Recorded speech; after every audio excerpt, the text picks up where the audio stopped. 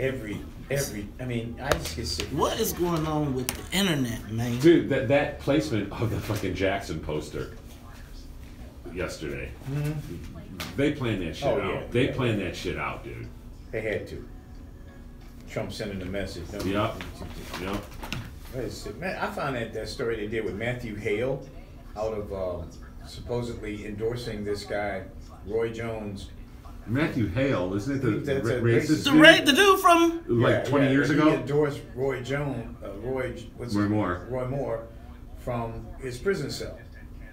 I said, Why is that news? Why is well, because I think they're trying to. It's they like trying to pump it up as a pump it up that this guy. But I said, wait a minute, you can't speak from Florence. I've had experience trying to get shit out of there. I went out there with Bobby Rush a couple of years ago when he did an interview with. You can't talk. You can't say shit. In other words, deep state had to have allowed this to happen. Or it's to get just this fake information news. out because Or you're it's not just fake supposed to news. say jack shit from Florence. That's why they put you there, so you can't communicate with the outside. So well, I read that shit and said, wait a minute, how did he get a word outside the prison? Unless a deep state, somebody operative allowed it. Because, man. But anyway, it just shows you how this shit is being programmed. But I think Roy Moore gonna win, man. They say that Roy Moore has got his. I got you. Roy Moore is the polls are showing him up a point now, where he'd gone down like 10. Now he's up 1 point over the guy Jones, man, in Alabama. And this is what, the 12th, right? The election is the 12th, I think. December 12th. Yeah. They say now that Roy Moore is moving ahead again. You know, it's Alabama, but man, they're giving up all these making all the Democrats are sacrificing all these people. And so you see, Kanye's been accused again. yeah, I know, man. Hey man, Kanye. I mean, they gonna get Kanye's, man. Now they're asking him to step they ain't down. gonna get that player, man. They ain't gonna get the player. The player straight. The player gonna mess around and have a heart attack on y'all. That's what I'm saying. And I also think there's a conversation to be had about massages. Who? I think a conversation to be had about massages.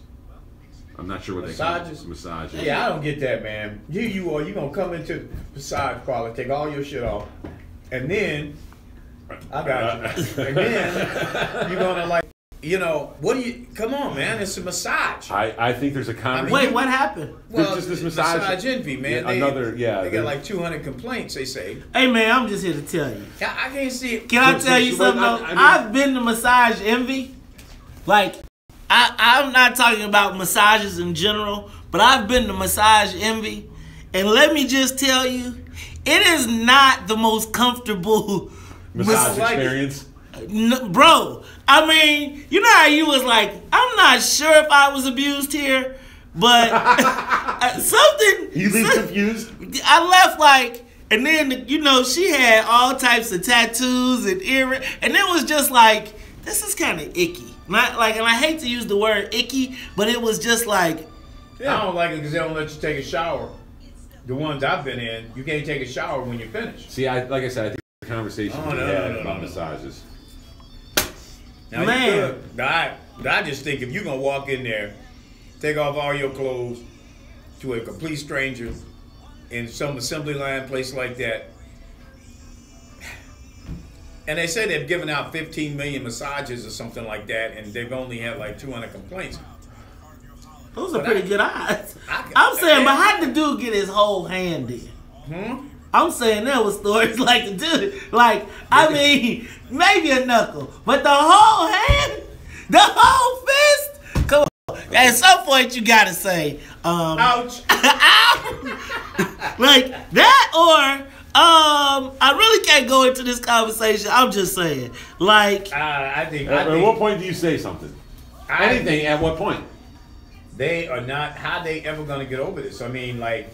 You always gonna have somebody complain about he touched me the wrong way or whatever. But you're in a massage parlor. Come on, you just took off all your clothes, sitting there under a sheet naked, and you're getting massaged. They're gonna touch you. they're going to touch you. So, but they don't have to touch. I get that, but the thing is, out of all the massages you give, you likely to hit a spot that maybe you just didn't mean to hit. You know, I just some people call that a value add, right? I know some people do, but some people don't. But the thing is, at what point, where's the line? I mean, you are in here getting a massage. You cannot expect not to be touched. Yeah, I get it. There are parts they're not supposed to touch, but maybe they just hit them by accident, and they apologize.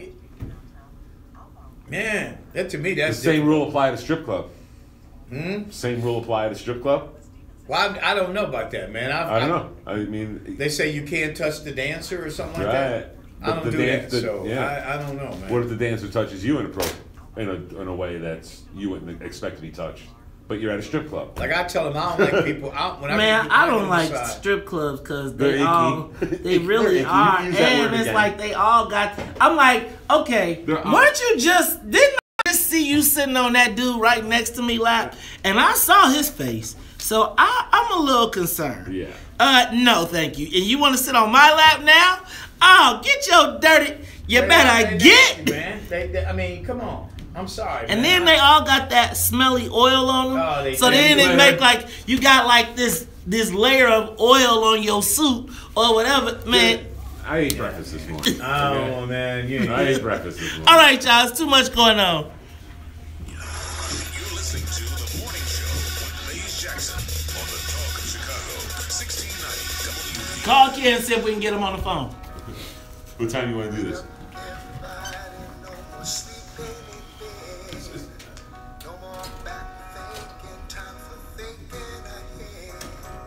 The world has changed so very much from what it used to be. There's so much hatred, war and poverty. Oh, wake up all the teachers, time to teach a new way.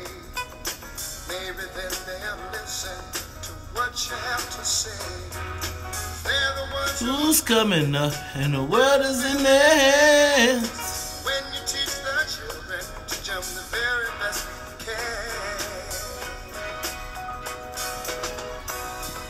World won't get no better if we just let it be.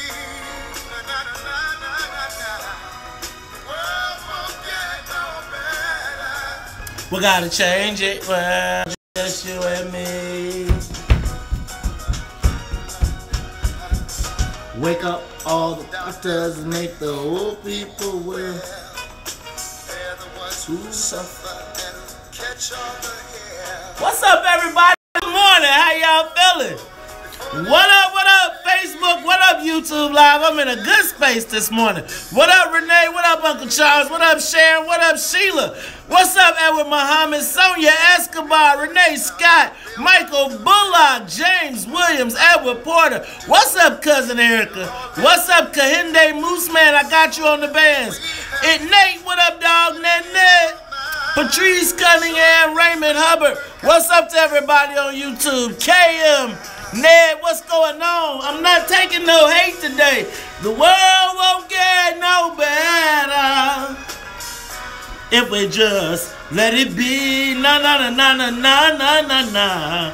The world won't get no better. We gotta change it, girl.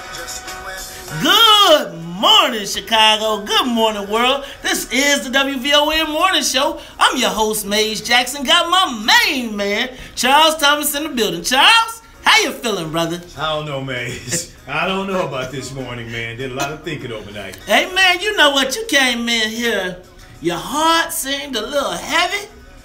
Seemed like you had been doing some contemplation. That's right. Contemplation, man. Trying to just put the situation in perspective. Hey, man. And I tell you, it doesn't look good out there. Hey, man, it don't look good for the black folks. But, Charles, I got some hope. You know what? I can't wait till 8 o'clock. Because you know what?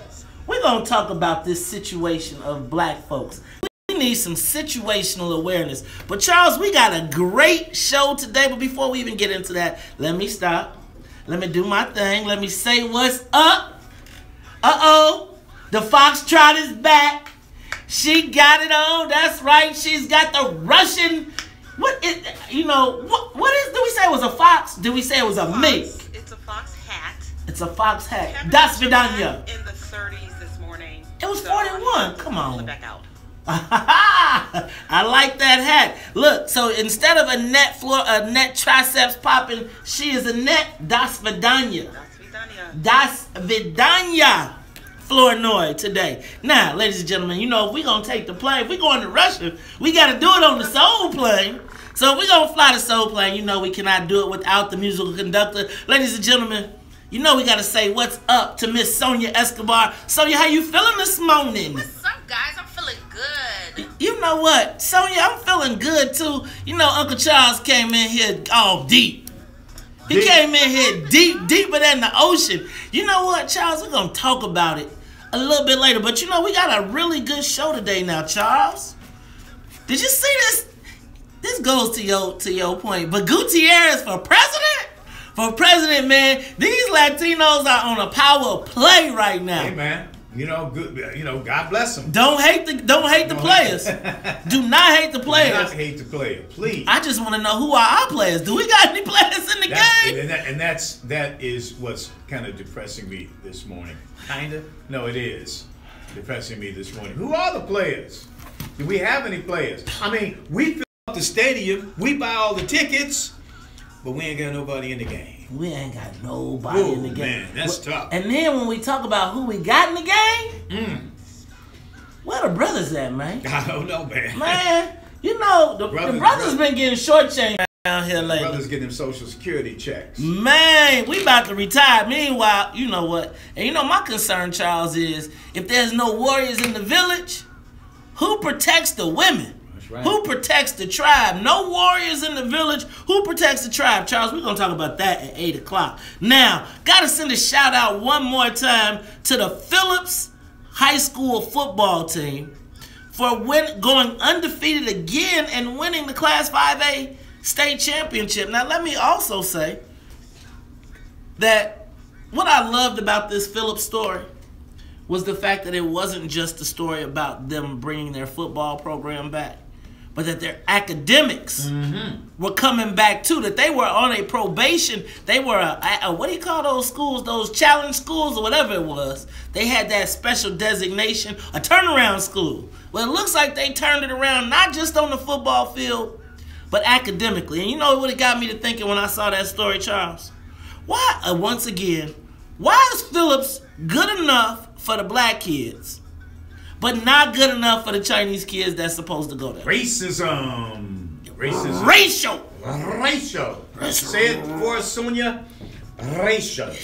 It's racial. That's how you roll those R's. That's how you do it. That's how you do it on the WVON morning show. Now, Charles, check this out.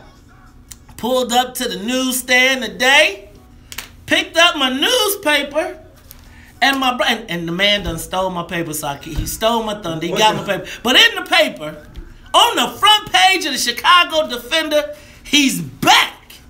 Ken Duncan, back in the game. Back in the game, front page, Chicago Defender breaks the thank you. The man, look. See, here go the man. Listen up there. Let me read the headline. Chicago Defender, Ken Duncan, the truth regrets re-election? Hey, man. Uh-oh. It could be. Hey, man, we got till December 4th, till Monday, filing deadline. Ken Duncan back in the game? Hey, man, I wonder what they're thinking about that over on the Southwest side, man. Man, they like, round them up, get the posse ready. Yeah, man. We got to lynch it. Look, they like, resurrection, ain't going to be no resurrections. Hey, go. Can I change the subject briefly? Charles, And I'm looking here online, man. They got another Me Too. Who? You ain't gonna believe this. Who? Matt Lauer, NBC's main morning guy. On the Me Too tip, I'm looking at it right here now. 14 minutes ago, Matt Lauer was fired from NBC News on Wednesday after an employee filed a complaint about, quote, inappropriate sexual behavior in the workplace. Whoa! Hey, Joe. Let me get my audition reel together. Let me tell y'all something. Get me audition tape together, because this whole industry about to get wiped out. Look. Oh man, on the Me Too tip, Matt Lauer. Matt Lauer on the and Charlie Rose already been 2-5. Oh, that's 2-5. Who's going down at 7, dog? Who's going down? Fox already got theirs. So, you know what? This Me Too ain't nothing to play with. I remember you saying that 3 weeks ago, and I said, "Come on, man." Man, you was right, Matt man. Dog, yes, 20. We got 20. Me Too, ladies and Matt Too. I'm shook. I'm shook. You shookin'? Yes. Well, look, let's shake. Let's shake to this break, and when we come back, we'll talk about it all, much more. Your heart palpitations, ladies and gentlemen. Mr. Talk of Chicago, 1690 is traffic and weather next. More of the morning show with Lady Jackson on the Talk of Chicago. I'm telling y'all, and y'all still Me Too tip this out. And here's what y'all really missing. Let me tell you what y'all really ain't got yet is we ain't got to the men Me Too's. When that start happening, right? When it's the young, I'm telling y'all, it's gonna go. This Me Too.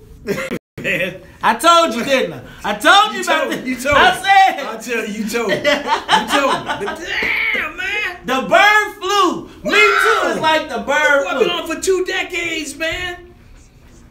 Dang, what did he... Man, I tell you what's getting me. I tell you, man, I'm going to tell you something. Man, man, it makes you think back on all your years working in a corporate setting, and you say, man, did I ever? No, I didn't. And all these guys were like, obviously, they were like, you know, oh man, I tell you, I feel like.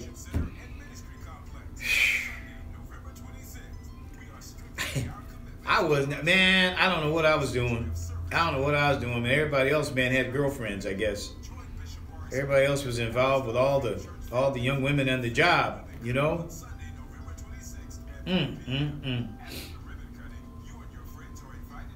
Man.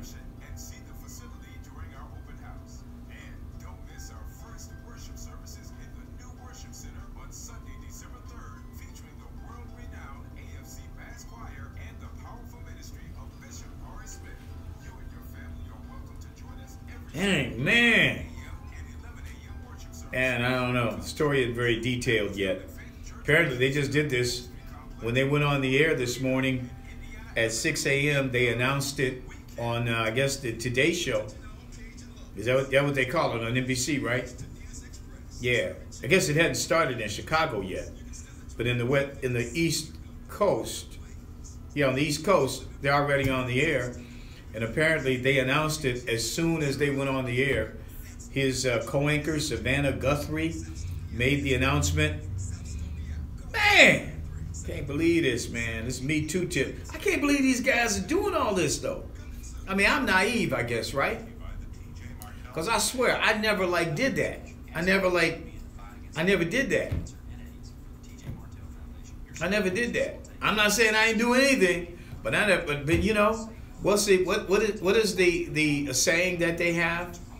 And I learned this a long time ago because I had someone who was a mentor say to me a long time ago that you do not dip your pen in company ink.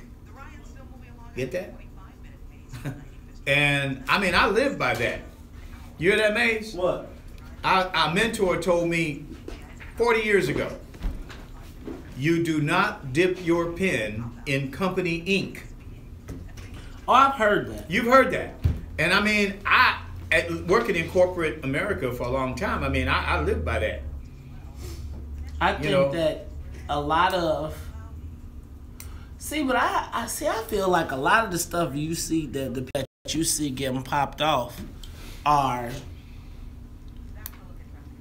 like the star of the show, right? Like where it's like, hey, yo, I think that most of the stuff I heard the Don't Dip and Company Inc., but most of the stuff that I always see is like some after work, I got drunk, or some Christmas party. Hold on, we back.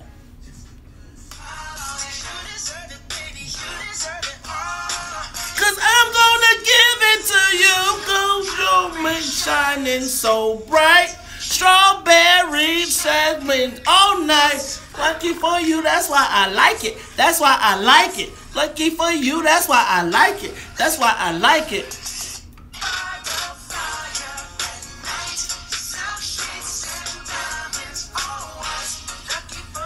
Ladies and gentlemen, you are tuned in to the Top of Chicago 1690 AM. I'm your host, Maze Jackson. Got my main man, Charles Thomas, in the building. Now, Charles, all day today, we're going to be playing the Grammy nominees. That is Bruno Mars, nominated for Song of the Year. But Charles, your boy Matt Lauer, him too? Oh man, him too. Charles, I told you. Matt too.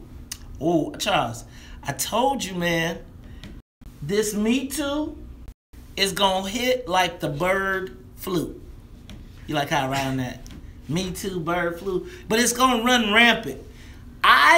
For some reason, I think that we have reached this politically correct pinnacle. You know how the comedians can't go and tell jokes anymore, and I think that the millennials in this world is so dang on hyper politically correct now that you're not gonna be able to, I don't think they're gonna be able to get away with it. Because I mean, Charles, how many times have we seen stories of in the White House, in Washington D.C., the Lil Pages getting harassed? I mean, come on, it goes back beyond Bill Clinton. It goes back. I remember reading stories of some lady wrote a story about Lyndon Johnson and him coming into the room at night saying, "Do your duty for your country," right? Like, so I feel like this stuff is. That's why I said there's gotta be, Charles, some sort of mea culpa, some sort of mass. I don't know, can they go to a confessional? Is there like a massive rehab? There needs to be some sentencing guidelines. I mean, man, because, bro, somebody can just come in and say, like, from 20 years ago, your life is over now. Right. Now. Right. That's it. I mean, for you. And I don't know, maybe one discretion, and then all of these guys are going down on allegations. There's been is there due process in this? But then again, when you think back about what they did, it's some of this stuff is heinous, man. They used their power or their position in the job to, get over, if you will, and that to me, man, is like, I mean, I can see workplace relationships. Yeah, they've always been there. Man, at Channel 7, where I used to work, man, I know of maybe half a dozen relationships and marriages that grew from the relationships and then divorces. But for some of them.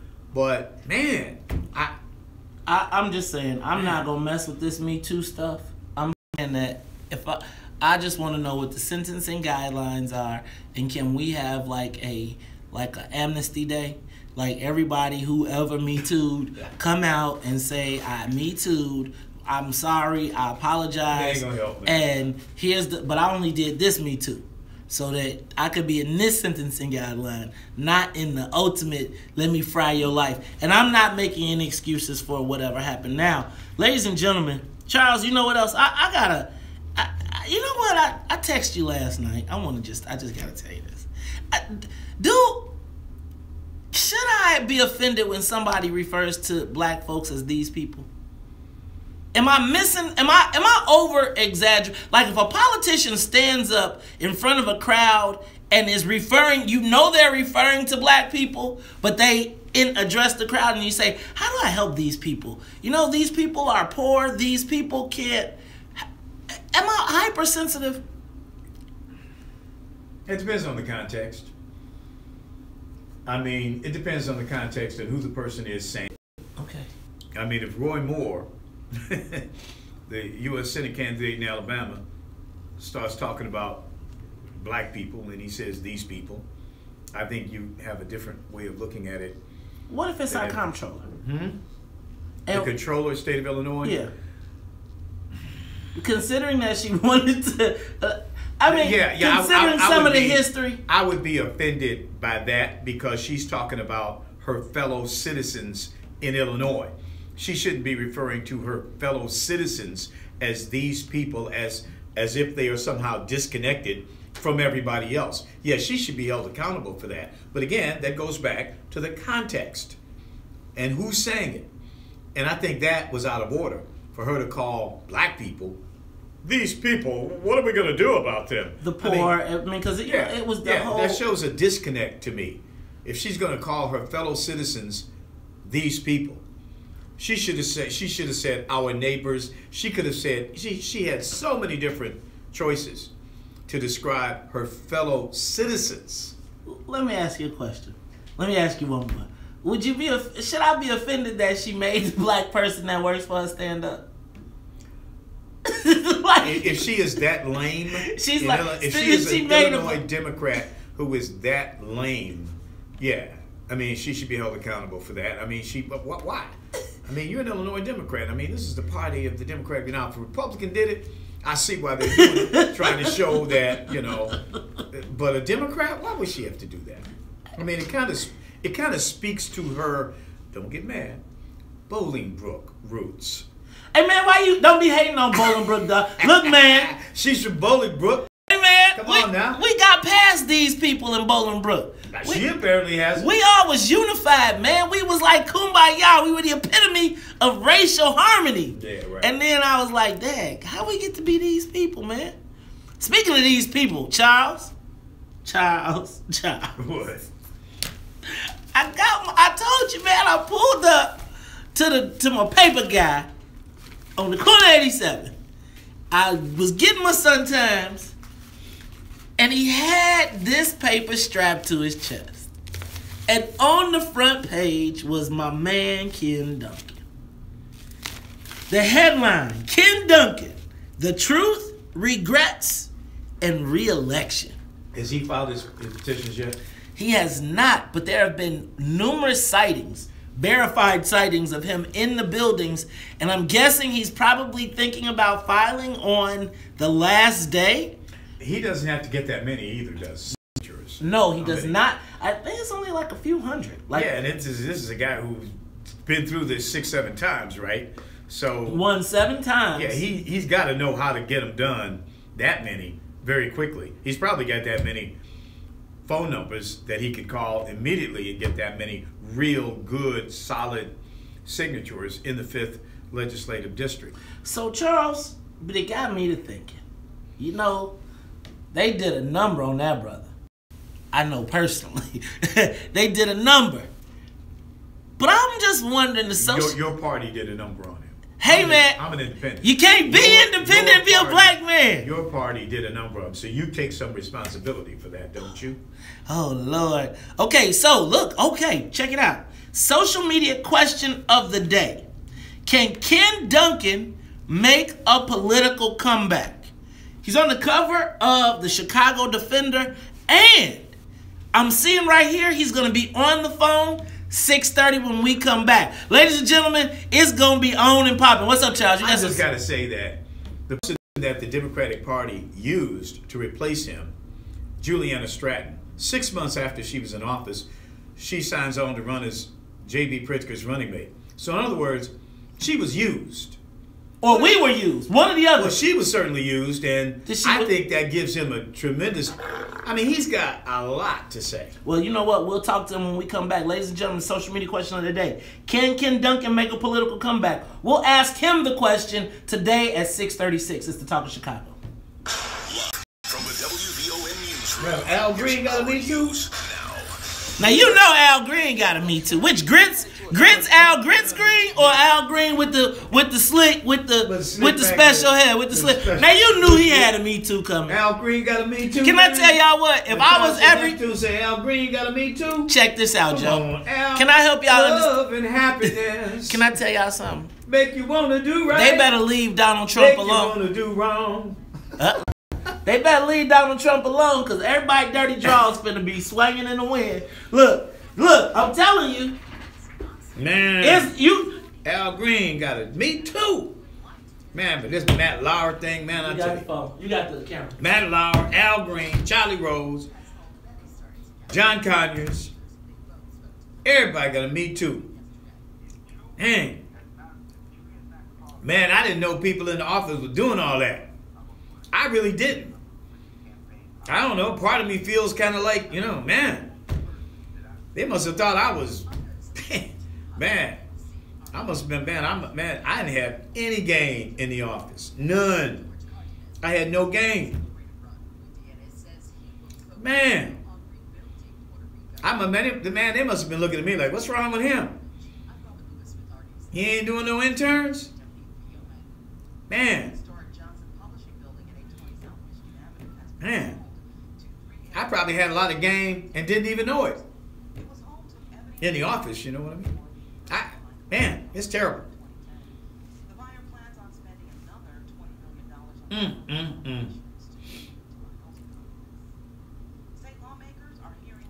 Man, look at this.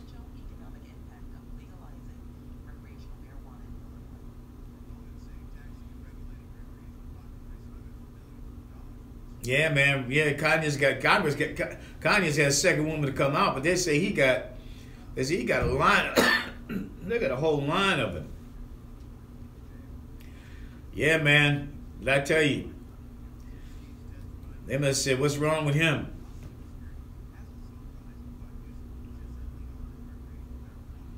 Me too.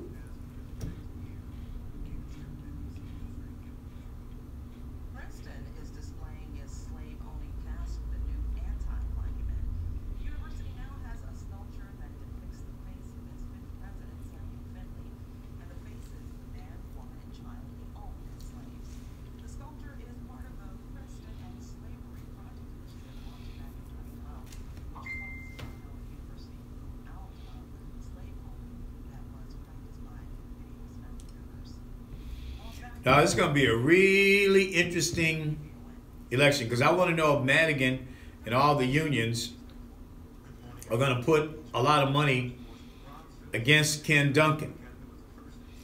And is Ken Duncan going to get money from the Republicans like he did last time in order to try to win his seat? Man. Somebody here, Deborah Thomas wants to talk about Libya. That is an outrageous story. But man, we got to come up with some. We need time to talk about all this stuff.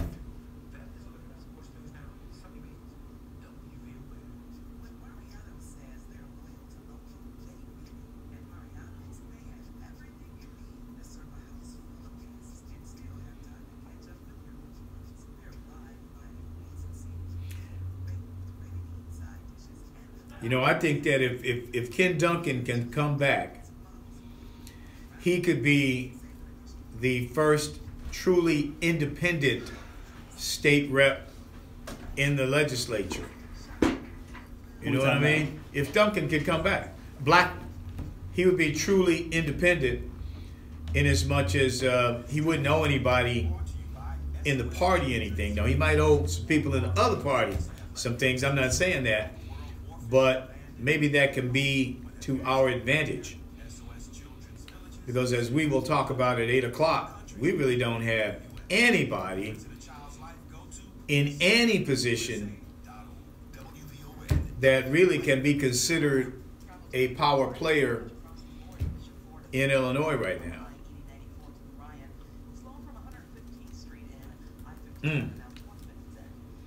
You're right, Tennille, but maybe this last episode has made him extra honest.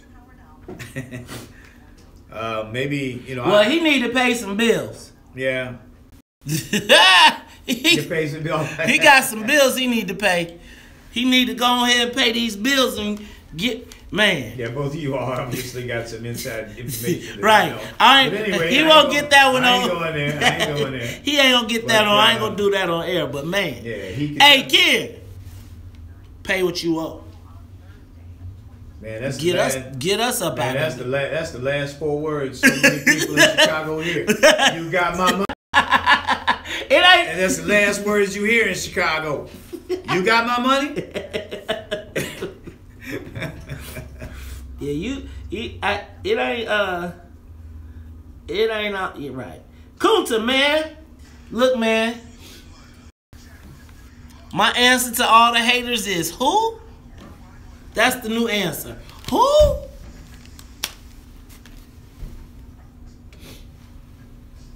Have it. Or stay woke.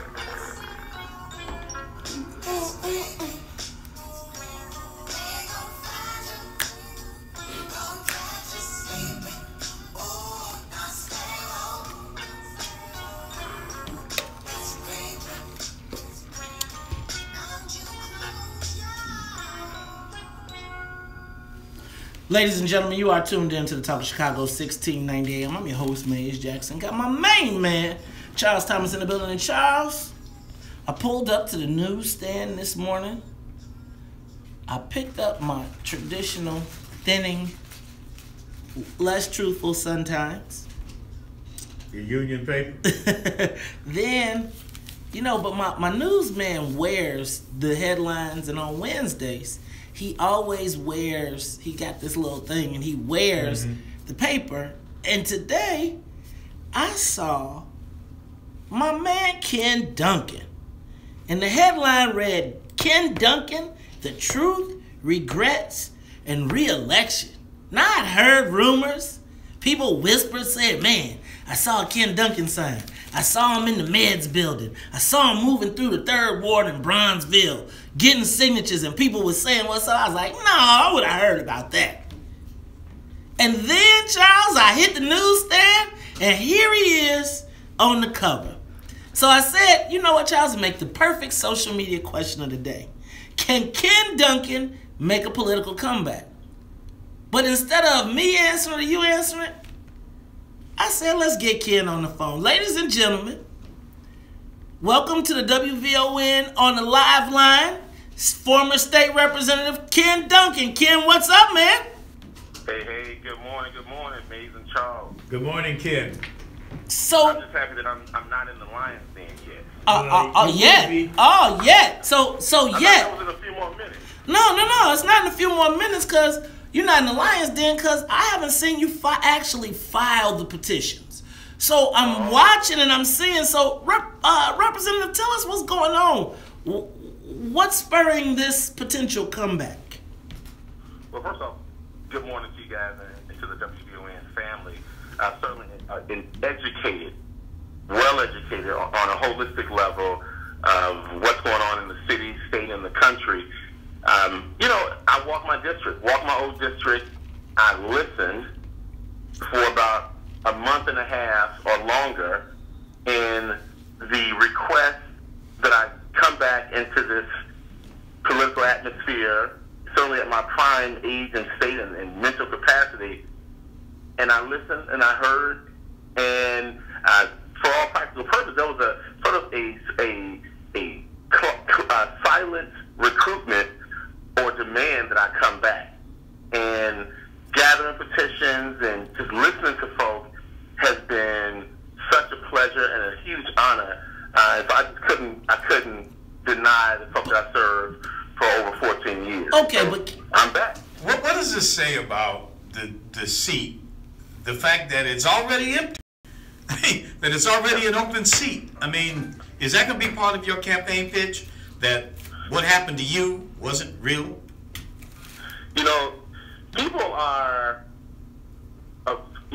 very astute in terms of them feeling abandoned after 6 months, if you will, or that there was a new direction that the folks who spent millions of dollars to unseat me, and yet the seat is back vacant. I heard a number of individuals who are go public from the Gold Coast to the Soul Coast of this district on why it is that it was such an expensive and horrific and nasty campaign towards me that folks just said, hey, listen, you got to get back in there and represent our interests. They went down the list of issues that they were concerned with, and they wanted a voice to just really make the difference. And this is a very interesting political climate in terms of change and people's awareness. So I plan on running a positive campaign, but I'm going to tell the truth at every step along the way.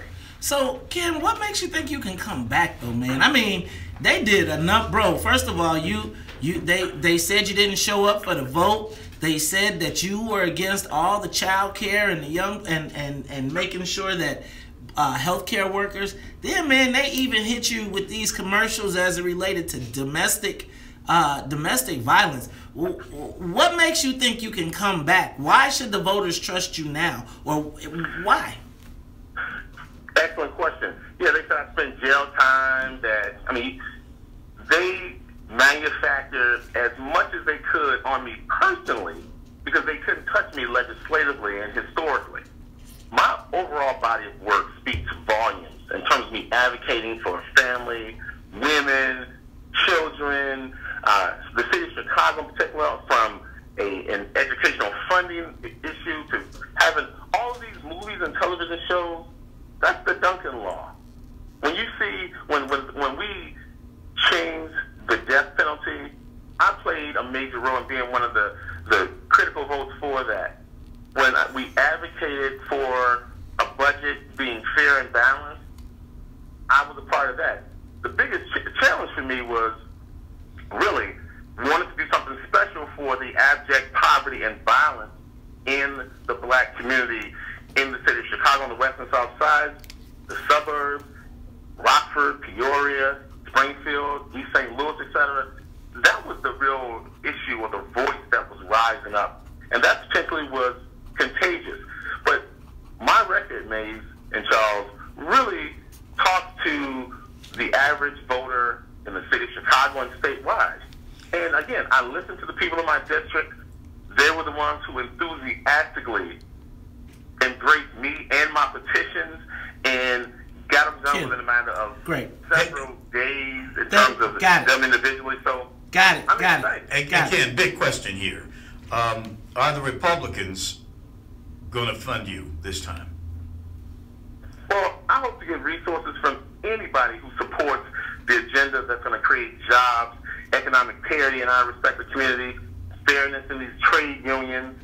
So if whomever, Democrats, Republicans, independents, rich, poor folks, want to support my campaign, they certainly can. So, Representative, let me ask you a question, because, I was there, right? Experienced it. Ken, it seemed like the voters spoke overwhelmingly. So what do you think, how do you overcome that this time? Well, what I've done is peruse the district a month and a half even before I started petitioning. And again, all I did was listen. And I also told them, hey, look, I didn't apparently listen before the last election. What do I need to do to regain your respect and your trust? And would you forgive me and give me a second chance? Ooh. And I just asked those questions. And they said they believe in second chances. So, Ken, when are you I've been watching the filings. When do you plan to file? Do you have, let me back up, do you have the signatures required? I have the signatures currently, right now, required. And when do you intend on filing? Probably Monday or maybe this Friday. And then finally, let me ask a question with, what do you think the speaker, where's all the people that lined up against you last time? What do you think happens this time? I never got permission from the speaker to run where I ran originally. And some of the folk who are part of the political establishment, who are there as backbenchers, who are complicit in some of this sort of this political doldrum that exists within the Democratic Party, this apathy amongst politicians. I'm getting the permission of the people in my respective district and their validation on what it is that they want and if they want me back. And today, I am most impressed and enthused about serving the constituents that I've served for over a decade. Hey, you think that President Obama might get involved again? Well, I hope he gets involved in creating jobs in our respective city and state. If he can be a part of stopping the violence in our respective city and state, listen, he, like any other citizen, have a right to get involved or stay on the sidelines or do something positive for our respective community. Look, that was a good answer. Stay out of you don't want that.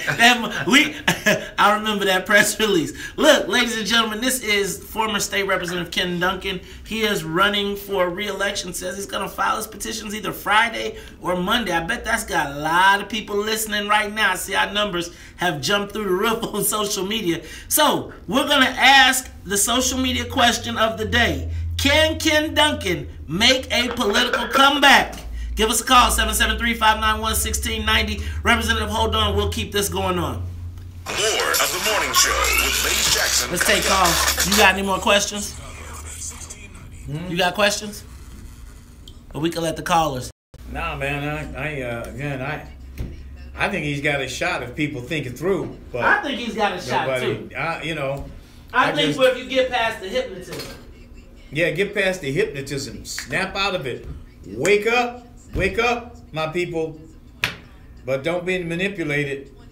You know, it's like they came out with all, Ken Duncan had been a state rep for what, 13 years or whatever it was, and they suddenly come up with all this stuff from his past. Like they just figured that out. That Alderman Brendan Riley was behind a lot of that. All that stuff about Ken Duncan being this and that, mug shots. What? They just found out? The man had been down in Springfield 13 years and they just found out? No. Here's what they do. The machine, when they want to prop up a black candidate, they already know they have something on that black candidate before they sponsor him. And they keep it way in the back. They know it. And that's how they keep them in line. I think Ken Duncan thought that they could bring it out and that his record would speak for itself. That he's not a child abuser or a woman abuser or anything. The man's a family man. So they bring up something from 15, 20 years ago and they trotted it out, and black folks, unfortunately, bought into it. Man. And it wasn't black folks who were storing all that bad information about Ken Duncan. It was Madigan and the unions, who, by the way, don't hire black people on construction sites downtown. These are the people that went after Ken Duncan. There weren't black people that did all this stuff, and but I would tell you that, I would assure you that on many, if not most, of the black state reps that Madigan controls right now, that always vote for him or with him, he has something on them. And he knew when he chose them to run in these elections what was on them, what he could get on them to always keep it there, so if they get out of line, he can trot it out. And that's why many of them, after Ken Duncan went down, were quiet as mice. They didn't say anything, didn't do anything, because Madigan had taken Ken Duncan to the middle of the plantation, beat his ass, right, and brought all the other black legislators in line. They sat there like slaves in the middle of the plantation, watching the runaway get beat. That's what happened. And Ken Duncan is going to try to come back after having run off the plantation once. So to try to be take a power position in the legislature. Wish him all the luck, but it's going to be a tough road.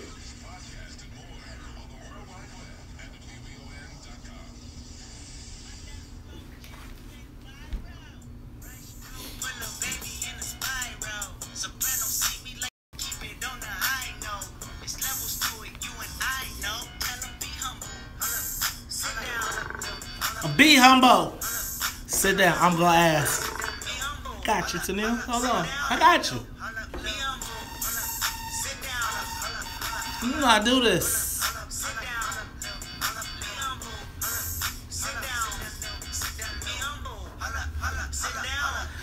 Ladies and gentlemen, you are tuned in to the Talk of Chicago 1690 AM. I'm your host, Maze Jackson. Got my main man, Charles Thomas, in the building, and we are talking to former State Representative Ken Duncan. Word is Chicago Defender front cover story. Ken Duncan, the truth, regrets, and re-election.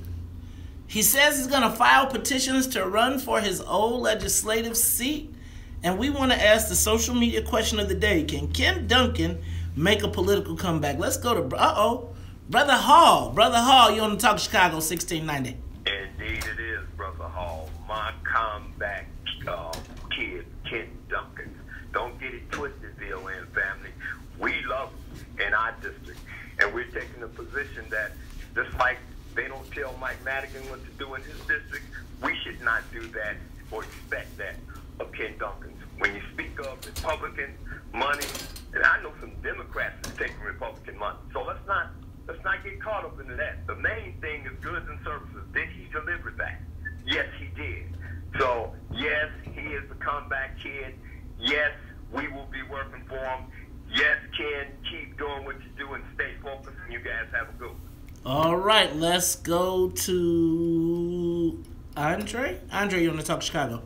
Good morning, Good morning. family. I live in the 5th District. I vote in the 5th District. I'm a player in the 5th District, and I'm excited that Ken Duncan is back running in the 5th District. All right, there it is. We got Andre. You know what? Former Representative Duncan. Now you left some dangling participles out there, brother, and people are asking, are you gonna fix some of those dangling participles that are still out there, Representative? Well, that's a vague question, but if you live as long as you and I have lived, or I live in, you're gonna run across some bumps and some lumps. Whatever needs to be resolved on my end certainly has to be approached openly and honestly. It's a humbling experience to lose an election where you feel good about what you're doing or trying to do.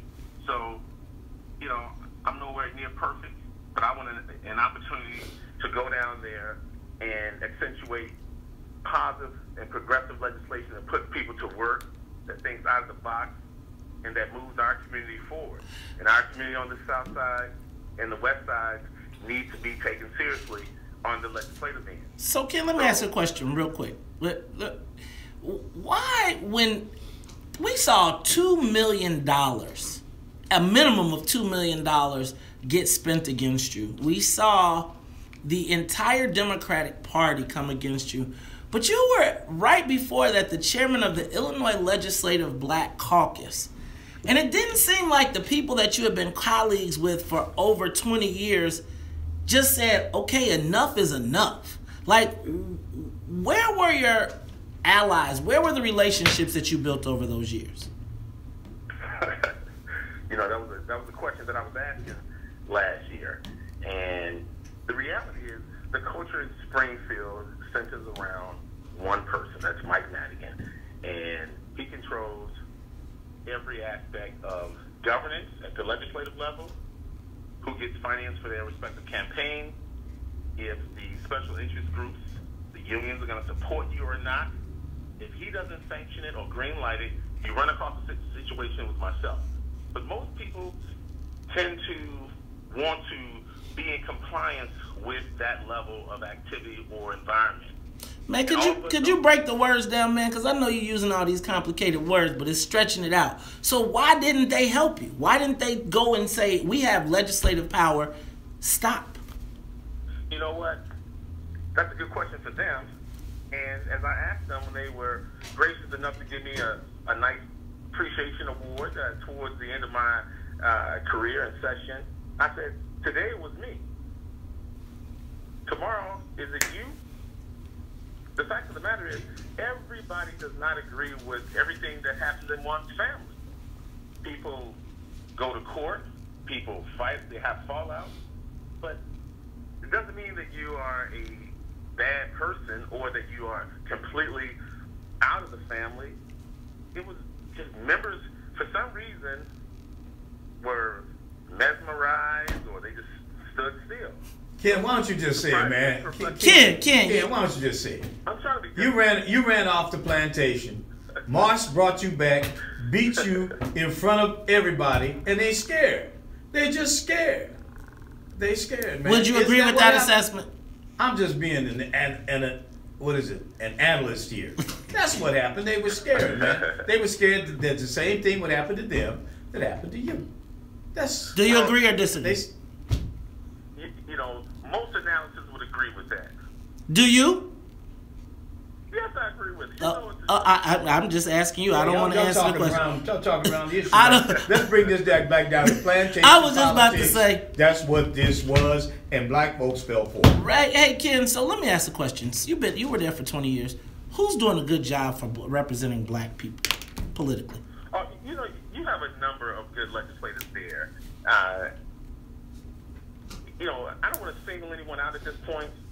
I know the bottom line is there's a sense of urgency in our respective communities. Who's repping black people around politically, period?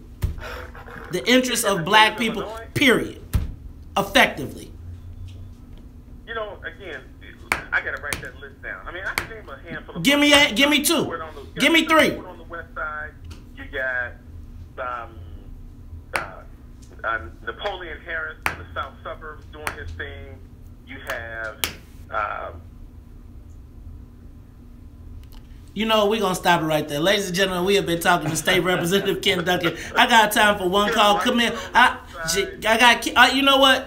Yeah, I got to go. Representative or former representative applying to be representative again, filing petitions. We're going to keep a close eye on this race. Ladies and gentlemen, former State Representative Ken Duncan. Can he make a political comeback? Go to the WVON Facebook page and leave your comments. We'll be back after news, traffic, and the weather. The talk of Chicago and the voice of the nation. 1690 WVON. Charles said, cut! Cut! Nothing like yesterday. It's like, you back to that political speak. You got your ass beat in the middle of the plantation. You in the hot box. I don't want no trouble. I want no trouble. These Negroes, man. These Negroes are scared. Because Madigan made an example of Ken Duncan. And if he could come back, it would do all of them good. Let me tell you what, though. Let me tell you what would quickly become the most important race in the state of Illinois. The governor's race, everything would go to the side. They would stop and spend everything to beat him. Who? Madigan. They ain't got the money. Oh, dog. Let me tell you what, though. Let me tell you what, they'll find the money. Because he would be so distracted. Oh, no. And with all these seats open, they're not going to have money to put $2 million in a race. You know that. I'm just telling you. If JB goes down in the primary, but it's not the primary they need. If JB goes down. But Ken is running as a Democrat. So it's all, there wouldn't be no, what I'm saying is the Democrats would put all types of resources in. Let me tell you, bro. I don't know if they have them right now. I think that's part of the play. I think you see Trump's already commenting on Lauer. He says, when are the top executives at these news organizations be fired for fake news? Hold on. Did you see the headline that showed that the Black Caucus is trying to pressure Conyers to leave? Yeah. The Black Caucus is trying to pressure John Conyers to leave on Me Too. You don't see no white people doing that. Nope. They trying to pressure Conyers to leave? Yes. I'm watching it. I was trying to point to you and tell you it's already. Yep. All right, so. Oh, I got it. Yeah. Yeah, we gotta hit this. What did Matt Lauer do, man? I don't know. That's a big mystery right now. I mean, enough and to get by. And this is something that went down really, really fast. They just said on the news. It said this. Yeah, but I'm saying, man, boy. Hey, now the news is becoming the news. Man, I tell you, man. The news is the news now. They got you on the Me Too? No. You got the Me Too out there? No. I'm saying if the man got a Me Too. I nipped that stuff in the bud. I don't know if the man got a Me Too. We got a Me Too? I had a Me Too once. And I nipped it in the bud instantly. Nah. You didn't nip it in the butt, did you say? I nipped it in the bud. Oh. Nipped it. Man. I'm just telling you. It was fake news. Okay, so I'll bring Bill in. Okay. You ready? William Bill Lowry Is it William? I'll introduce you in just a minute. Wonderful.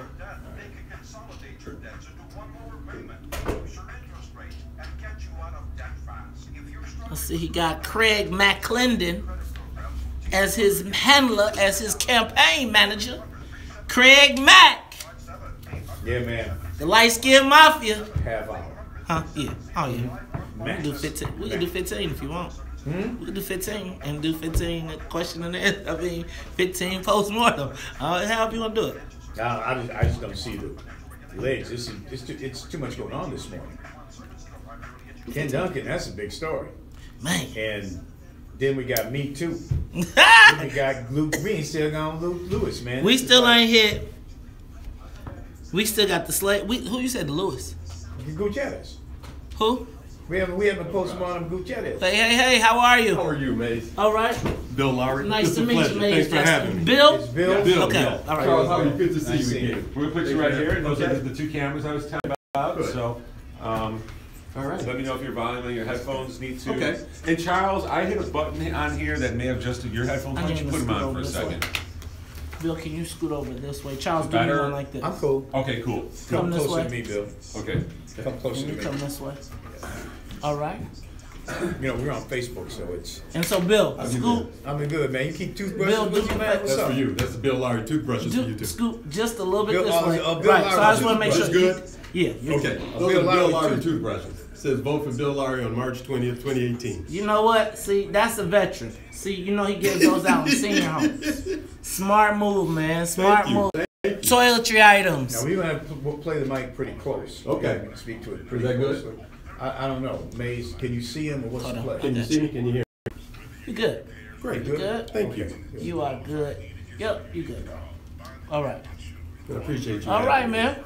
All right. Well, you are clearly the man. I looked at your endorsement list. You got the heavyweights lined up, right? Well, really, I'm humbled by it. Okay. And, you know, I've been behind the scenes for a long time trying to help and play a role in helping this process. And I think because of those relationships, starting with, in '83 when I was in college, I worked for Harold Washington's campaign. And ever since then, I've tried to play a role. So I think a lot of the endorsements are individuals that I've supported previously. A lot of aldermen, state senators, state reps. Robin Kelly's a good friend. Of course, I've supported all types Man, of you got things. your people calling already. Tell them, give them a Water second. Rec. I got friends all over the place. Hold on 1 second. Now look, tell them to wait. Tell them we ain't even started. Like, let us get the phone for y'all, get the lines lit up. Okay, we got it. Okay, this is gonna be good. This will be a good thing. Where'd you go to college? I went to Lake Forest College. You was up there with them rich folks, man. I wasn't rich though. I wasn't rich though. Where you go to law school? I went to Loyola Law School. Okay. And Mays right now, I've been blessed because I'm close to those schools, so I serve on those boards. And I've been able to start scholarships at both of those schools. You on the board at Loyola? Oh, I'm president of the Board of Governors for Loyola's Law School. Really? I'm secretary of the board at Lake Forest College. And at both schools, I've started scholarships for African American students. Just one way trying to give back and trying to help opportunities for kids who follow the same opportunities I was given. I think that's important to do. Okay. We gonna so you know we Facebook Live, Yes. right? Yep.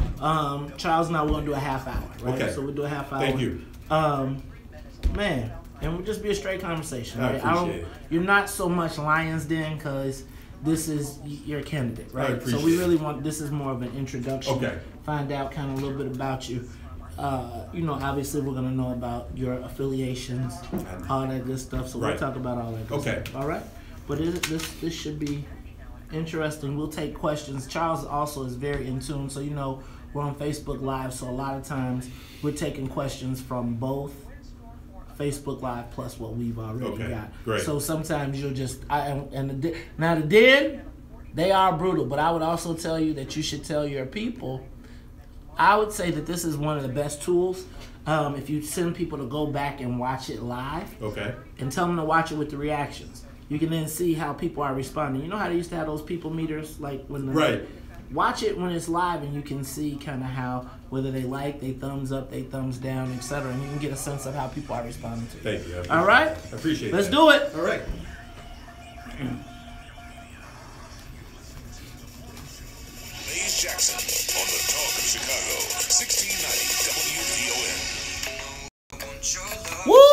my jam.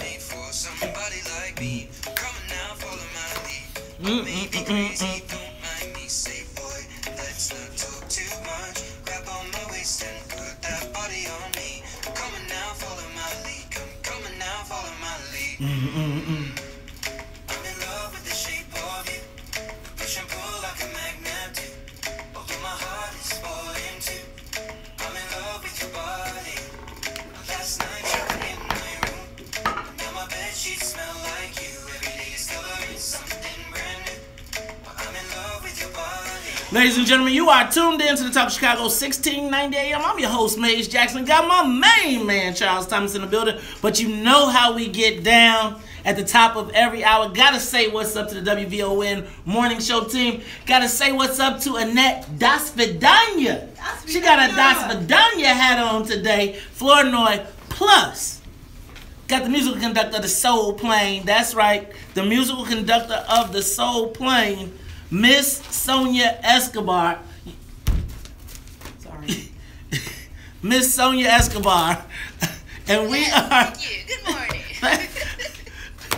trying to get the morning show going. Charles, but in the building right now, we have a candidate. The season is starting. That's right. It is time. That's right. We've got Bill Lowry here. And Bill is running to replace... the Iceman. Basically take over for the Iceman, Jerry Butler, the longtime commissioner, Cook County commissioner in the 5th district. 3rd district. I'm sorry, 3rd district. Why do I say 5th? Because you're thinking of what we just was talking about. Right. 3rd district, which runs where in the city of Chicago? Well, in the suburbs? It goes north up to Eugenie.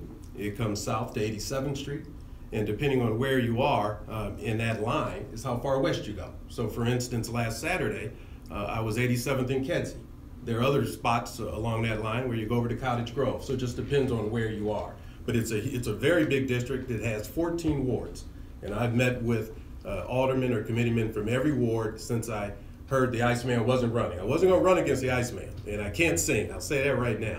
But since I found out he wasn't running, I've started just listening. And it's been really an amazing experience. What are you going to do differently? Well, first, I'd be remiss. You got a lot of unemployment in your district, a lot of dysfunction. Let me first say thank you for having me, Charles and Maze. I appreciate that very much. And to the WVON family, it's a pleasure to be here with you this morning. Man, you got papers? Do you got papers over there, Charles? So you got toothbrushes too, man. I got Bill Lowry toothbrushes, one for each of okay. Okay.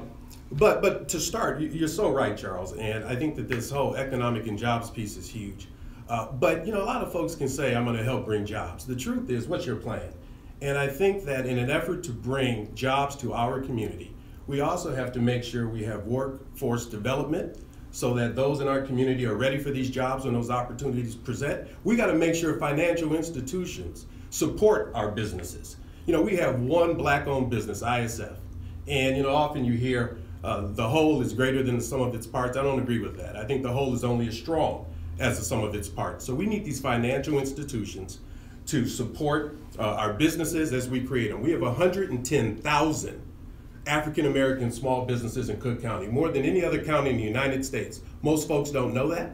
Most of those businesses do not have employees, and they certainly don't have the support of financial institutions. So, Bill, man, I look at your list of endorsements, man. I look at all the people. Man, you are the epitome of what we like to call the Afrostocracy. Right? We call the Afrostocracy, man. You come in here, you look Afrostatic, right? You look official. Come on, Maze. Hey, man, I'm just saying. Nah, the brother. So my question is, but how will you be sensitive to the needs of the average black person? Maze, first of all, I'm just Bill. And I grew up blocks from here in Marynook. That's where I grew up. My wife has her dental practice blocks from here, 83rd and Stony Island. We are of the community. We never left it. I'm 55 years old, and my entire life I've lived somewhere between 26th Street and 85th Street. This is my community. This is my home. So everything that I've done in my law practice or my volunteerism, my 14 boards, starting the nonviolence group we started, Tito, the It's Time organization, after Hydea Pendleton was shot 10 feet from my backyard, and my middle kid, Evan, said, Dad, what are you going to do? It's with our community in mind. I'm on several college educational boards, as I shared earlier when we were waiting to come on live, including Loyola University School of Law and Lake Forest College. I started scholarships there for African American students. I want to make sure I do my little part to make sure those opportunities are presented for our kids. But how do you, people are going to say, oh, that's the status quo candidate. In fact, I'm reading here on Facebook, people calling you the status quo candidate. Why are you not the status quo candidate? Well, for one, I've never run for public office. What I've done is I've tried to support from behind, and now I feel I have to enter at a different level. I think it's getting worse. I think that the job situation is worse, the violence is worse. Washington's trying to take away the Affordable Care Act, and we both know this. Not only do we need, but Charles, not only do we need health care, we need mental health care. Are the status quo politicians the problem? What about President Preckwinkle? You going to be a big rubber stamp for her when you get there? No, I'll be independent, and it's wonderful that we have a chance to have this conversation, and this is why. Without me knowing at all what I'd be faced with on August 20th when I said I was running, all of a sudden, where did I go? Wherever I went, what did I hear? I heard about the sweetened beverage tax. You heard about the Queen. I heard about the sweetened beverage tax. The pop tax. So I spoke to Tony Preckwinkle, and I said, I'm not with you on this tax. And I said, if that means you have to support someone else, I get that. But I'm not with you on this tax. And she not only understood my position, but she respected my independence. And I think it's a blessing that we had that opportunity for me to exhibit my independence early in this process. She doing a good job? I think she's done a great job over the course of the 7 years. So let me ask you a question. Do you think that it was a mistake to repeal the Todd Stroger penny? You know, it's interesting you say that. It's only a mistake if three things didn't occur first. One, if you really didn't eliminate waste, you got to make sure you're eliminating the waste. Which usually winds up being black folks getting their jobs cut. You know, and Mays, I get it. The regressive tax, that's something that we need to stay away from. I would not favor that. But the other thing, make sure as a governmental body you have all the money you're supposed to have. I was amazed at the millions of dollars that I saw the state owed the county when that first budget came out in October. Also, what about the federal government? Back up. Do you agree that they should have repealed the penny tax, sales tax that Todd Stroger put on? In hindsight, I don't know. At the time, I didn't have all the information that Tony had. 2020. Looking at the fact that it was quickly reversed, it is a fair question for us to have. Give me an answer, though. At the time, I supported the repeal. What would you, if you look 2020 right now, was it a mistake? It was the only fiscally solvent budget in the country. You're saying that you're not sure? I'm saying that I haven't thought about it. I haven't really considered it. Okay. You know, that's just one thing you're going to find out as we get to know each other better, which I sure hope we will. I'm always going to be straight with you. If I know the answer, I'm going to tell you. If I don't know the answer, I'm going to tell you. But I'll always be straight with you. Okay. Okay. All right, now let me ask a question. Will you, if she brings back the pop tax, support the pop tax? I was against it before the repeal, and there's nothing that's occurred since that would make me change my opinion relative to that. I think the people have spoken loudly and clearly. There's some criticism that President Preckwinkle is, quote unquote, giving away the store to the public employee unions. Your thought about that? Well, I would have to hear more about how that's defined. Mm-hmm. What I will say is I believe we need effective leadership. And the way I define that is communication, collaboration, and action. So who's an effective leader? Who are the current effective black leaders in our community right now? I think a wonderful example is Treasurer Kurt Summers. I think he exhibits the qualities that I value in an effective leader. And in truth, a lot of what he's done, not only have I supported and do I agree with, I would love an opportunity to work with him from the county board seat. And I think we need more integration between our different governmental bodies. I think the state should be able to work with the county, should be able to work with the city. What are you going to do to deal with the property tax crisis, the real estate crisis among black homeowners, particularly in the southern and western suburbs? Oh, can I freeze it right there, Charles? Can we freeze it right there? Because we got to go to traffic and weather. So to give you an opportunity to think about it, and we continue this when we come back. Ladies and gentlemen, we are talking to Bill Lowry. He is a candidate for Cook County Commissioner in the 3rd District. Looking forward to continuing this conversation at 7:17. More of the morning show with Mays Jackson coming up on the Talk of Chicago. All right, Bill. All right, man. So, Bill, you are currently a lawyer. What law firm? Nyhan, Bamber, Kinsey, and Lowry. What kind of law? We're a litigation firm. I'm the president of a 50-person litigation firm. We have a total employees about 150, so it's a small business. Okay. I've been practicing law 30 years. I've enjoyed it, but throughout all that time, felt I had to give back in different ways, Maze, and that's what I've been doing. You know what? I just been looking at your, so just real talk, looking at your resume, there's no question as it relates to your service or commitment to the community. So I want to make sure, like, hey y'all, this is real. Looked at his background. Didn't just happen over a couple weeks. He's been doing this thing for a while. I guess our thing is right now, as we look at the state of black affairs, particularly politically, and we're going to talk about this a lot more at 8 o'clock. It seems like we're getting raped, robbed, and pillaged, and it seems like everybody, the black way of thinking is to go along, and so I think even when we talk about President Preckwinkle, right? You think about President Preckwinkle being elected as a reformer or as a champion, and now she's lined up with all of the same people who were the original oppressors. Yeah. And if you speak up, now she whooping people like before. Let me ask you, I got one for you. Do you think Ken Duncan can make a comeback? That's our social media question of the day. And do you think Juliana Stratton was an effective choice for residents of the 5th District? I heard you talking to Ken Duncan on the way in, and I know both Julie and Ken. I'm excited with Julie's current run for lieutenant governor. It occurred quickly. There's no doubt about that. Relative to Ken and the possibility of him serving again in that capacity, I don't have any reason to say it definitely can't happen. I think it's going to come down to the voters, and the voters have to make a determination if they believe that his leadership is the leadership they need. What do you think about the party, particularly Brendan Riley and Juliana, with the current reform, with the current position on criminal justice reform, taking the tack that they took as it relates to the mail that they sent out and criminalizing him? And like, do you think that was dirty, or that's just the game? I can only say from my perspective. Did you see any of the mail? Do you know? I never saw the mail. I heard that the campaign was very contentious, nasty at times. You didn't see any of the commercials? I saw commercials. I didn't see mail. I saw commercials. I don't recall seeing mail. I am going to conduct myself above that fray during this campaign. I think that's important. I think that we've got 5 good people running for this city, and I respect that. So I am not going to engage in that in mudslinging. I'm not going to do it. I'm not asking you, though. I'm asking you because you are essentially, right now, the black community is in a state of political flux. People that we trust to lead us, or that are elected to lead us, seem to be more aligned with the interests of the party over the black community. And I think when we saw what happened, as they were willing to do whatever, and I didn't see anybody black say anything.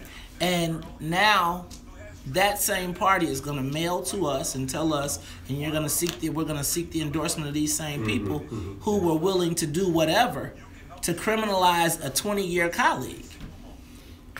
Is that the same? Are there going to be any changes in the party? Do you think that was okay? Because what happens when it's somebody else? My response is that is not something I'd be comfortable doing. That's the truth of it. To answer the other, I think, or to address the issue you raised, a very important one. That's about the state of our community. I think people like me have to shine a light on the issues, the needs, because too often we have members of our community, we've not even been seen. We've been overlooked, and we certainly haven't been heard. So one thing that I've done in my work with Capital Development Board, I'm pushing to make sure that instead of just hearing talk about inclusion with minority business enterprises, that it actually is occurring. But so that brings me to the point of, I sat in a county board meeting, and I noticed that when they talk about county contracting, they give waivers, right? And they count the waivers towards meeting the goal. And so what we saw oftentimes was that Cook County Board, where we have a black president and majority, we saw that the president was giving waivers to white companies to say that they didn't have to hire black folks, and they still counted it towards the goal. We gotta come back. Okay. I'm sorry. Great. Man, and they stack these calls. So I don't do stack calls, man. Ladies and gentlemen, you are tuned in to the Talk Chicago 1690 AM. I'm Mays Jackson. Got my main man, Charles Thomas, in the building, and we are talking to Cook County Commissioner candidate for the 3rd District, Bill Lowry. Charles, before we went to break, you had a question. Yeah, I just want to know if you have any plan to address what we call here at WVON the real estate crisis affecting black homeowners, particularly in the south suburbs and western suburbs. I mean, it's an emergency out there, people underwater and such. And what can you do? Will that be a priority issue for you, even though you won't necessarily represent those areas? Again, as I said earlier, to be in integrity, that's not something that I've examined. It's not something, Charles, since August I've had a lot of conversations with.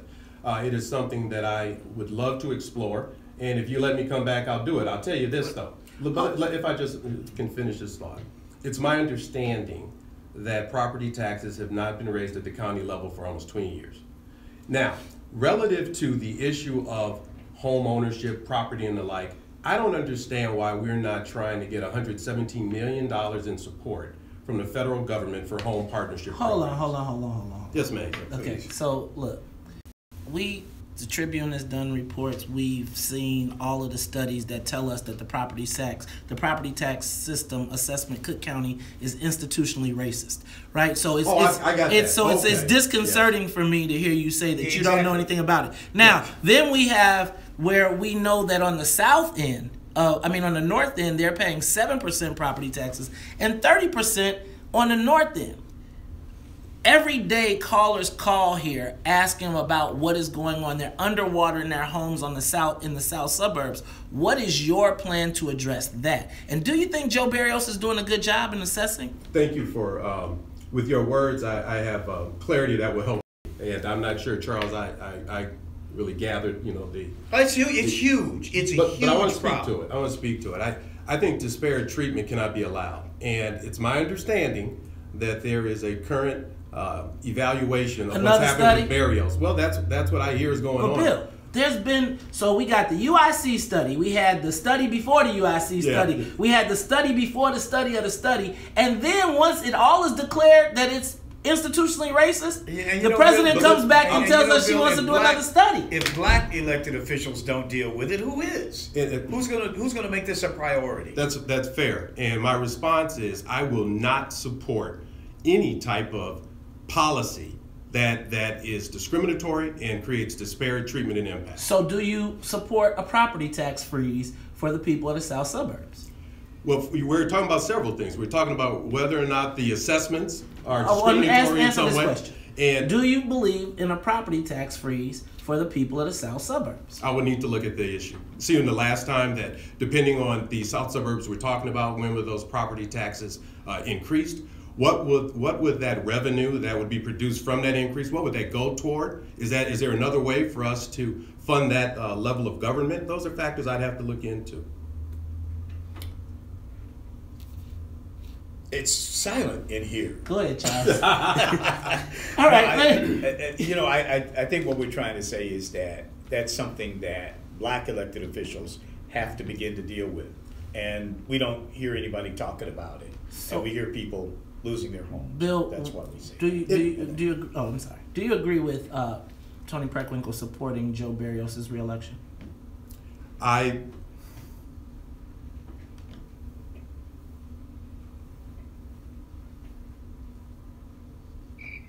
don't know that I have an opinion on it, I mean, that is one of the big. So let me just say, when you come back, I'm not even gonna trip out. When you come back, I'm going to ask that you please think about what is going on with the property tax system, because as the county board, right, that's what you deal with, property taxes. That's right. That's one of the things, yes. Our residents in the south suburbs, I know they're going to tell us about the health care and the jail and all of that stuff, but really what we care is... They ain't going to jail. All of us aren't poor and we are not going to jail. They don't go to Stroger Hospital. They're homeowners. They work every day. And they want to know what black elected officials going to do about this, whether it's supporting some initiative at the state level or whatever, but our people have got to get involved for us. And this is so valuable, and this is why these communication discussions like this really are helpful, because to be frank with you, what I've done since August 20th, I've focused on the 3rd District. And obviously this is an issue that is important to our community, and it extends beyond 87th Street. Thank you. And that's what I'll look at. But I have focused on the district, Charles. Do you believe that the Democratic Party of Illinois is doing a good job for black people? I think the job could be a lot better, and I'm going to try to be one of the individuals who sees to it. How? First of all, inclusion, planning, listening. I think that's what we need. As I said, leadership is about communication, listening more than you talk, collaboration, and then action. So I think that we fail on all 3 levels often, Mace. So that takes me back to our question: who's doing a good job for black people in Cook County government? I truly believe, as I said earlier, Kurt Summers is a fine example. In Cook County government. I like his Simple Growth initiative. I do want to raise that's an excellent initiative where entrepreneurs can get up to $500,000 to support their ventures. I think that's important. So I do want to underscore that. Okay. Charles? I'm good, man. I'm good. I can't wait for him to come back in the heat of the campaign. Bill, what is the single I'll be back if I'm invited. You will definitely be invited because we're going to have a roundtable. What is the single most important issue right now that is impacting black people in Cook County? Violence. And there are 2 ways we get at it. Jobs reduce violence and mental health care reduces violence. So I'd also like to just let you know that Cook County is we are having the fastest outward migration of black people in the country. We have the highest unemployment rates for black folks in the country. In 16 economic indicators, black folks are last in them. So I just want to make sure that when you come back, we got a plan to address the issues that impact black folks. And may I leave you with one thing? Go ahead. One thing I'd like to do, if the people of the 3rd District elect me, I want to set up councils, like my own kitchen cabinet groups, because I want to be able to rely on experts, not just my little brain trying to make these determinations issue by issue. I would ask that you two consider being a part of one of my councils, because this is the kind of dialogue I'd like to have, not just here today, but going and ongoing and ongoing. I want to serve, but I need to know how I can best do so. So thank you. Bill, we appreciate you. Stay in touch, my brother. Stay in touch. We'll look forward to you. I know you got the. I got a Bill Lowry toothbrush for each other. Hey man, I need that, man. I'll take it. Give me one. Next time, send me some toothpaste too, man. Look, ladies and gentlemen, it is Bill Lowry. He is a candidate for Cook County Commissioner in the 3rd District. We'll be looking forward to seeing you. I'm sure it's going to be an interesting campaign. Let me ask a question real quick. Yes, ma'am. What's your campaign budget? I don't know. They don't let me know that stuff. You don't know how much money you got in the bank? Who running the campaign, man? I'm going to let you be. All right, ladies and gentlemen. Mace, Charles, and the family, thank you for having me. Bill, thanks for coming in, man. We appreciate you. Right, ladies and gentlemen, it's the Talk of Chicago at 7:30. When we come back, the Libyan slave trade. Man, did your boy President Obama make this happen? I got questions, man. Questions. We'll be back. Live from the WVON newsroom. Good job, man. Appreciate you coming in. Thanks for having me. I look forward to coming back. Here, you can say something to the camera real quick. Appreciate. Hold on, I got my Bill Lowry official. Dang, you got oral. He got official Oral B's. He ain't even get the bootlegs. So go ahead. You got something you want to say to the people? I do. I'm so glad to be able to speak and share time with all of you. Maze, thank you. You got my Bill Lowry toothbrush. My wife made sure that's what I hand out. Her office is right up the street, 83rd and Stony. Dr. Cheryl Watson Lowry. Thank you, guys. Love you. Man, appreciate thank you. For coming Thanks for having me. All right. Okay. Hi, how are you? I'm not sure if we've ever officially met. Maze, nice to meet you. Good luck, man. Thank you very much. Come back. Thank you. All right. I promise I'll be back. Okay. You got a few candidates, don't you? You got Brandon? Send Brandon in too. I shall. Kitchen cabinet. Okay. God, really. I'll do that. Help you. Yeah, man, that's deep. Man, you know, it's the epitome of what is going on in this city. I mean, how can you disconnect yourself from the black middle class if you're running in the county? If you're running in the county, these are your constituents out there, whether you're 3rd District or whatever district. You got to deal with that. That's our middle class. That is our hope, man. That is our future, man. These are the homeowners, man. They got to start thinking about, why is it that they can't think about black folks? Man, what's up?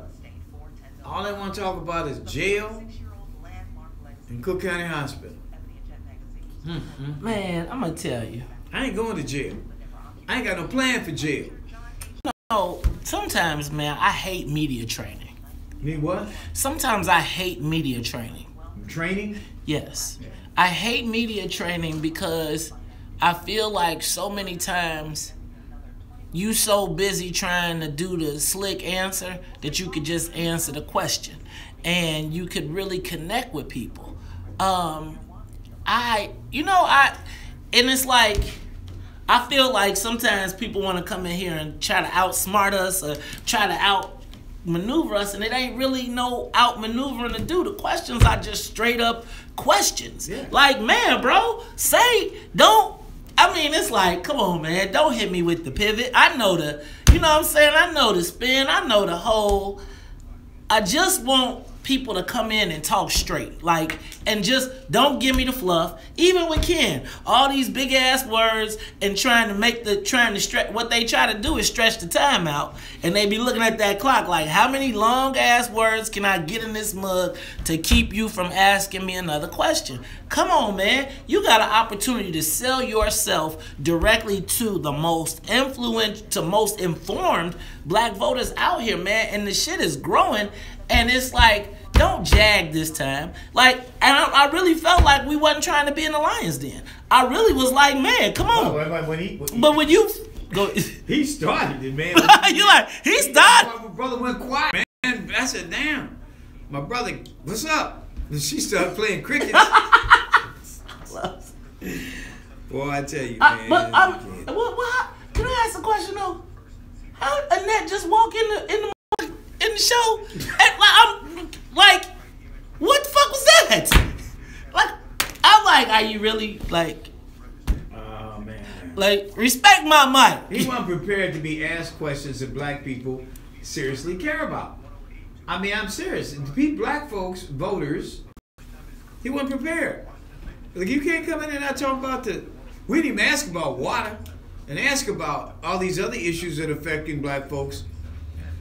And this whole, I'm telling you something, you know, the biggest issue on one level of thought facing this entire region, I don't care if it's black politicians, white politicians, governors, senators, whatever, you know, is out-migration. Mays touched on it briefly. The fact that more people are leaving Cook County than are coming to Cook County, and that Cook County is leading the country in out-migration, people trying to get away from here. Chicago is the only top 10 city in America that lost population, or that is losing population. That's a fact. That ain't coming from Charles. That's coming from the United States Census Bureau. Illinois is the state in the country that's losing people faster than any other state in the country. Illinois is losing people. I don't care how many, you know, people they bring in, more people, including immigrants, more people are leaving this bad boy. And these politicians are going to have to deal with that. None of them want to deal with that issue. What are they going to do to stop people from leaving Chicago, from leaving Cook County, from leaving Illinois? What is their plan? Do they have a plan for that? And they don't. None of them, they go blank. Because none of them want to talk about that. Because that's the bottom line, that somewhere public policy has failed, and they're going to have to change public policy to get people to come back. How do they do it? Well, you can look at the growth states. How they doing it in Tennessee? How they doing it in Texas? How they do it in Indiana? How they do it in Missouri? How do states grow their population as opposed to shrink their population? Illinois is shrinking. People are leaving this place. And at some point, they're going to have to come up with public policy solutions to stop the out-migration, to stop the loss of population. Because when you lose population, you lose taxpayers.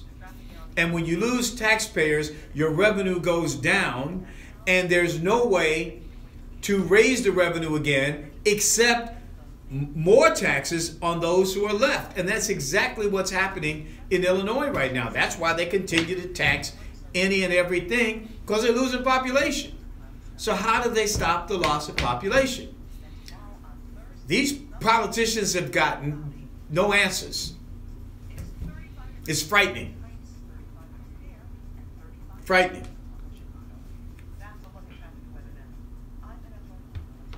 They don't want they don't want to talk about it. And they was trying to cross promote.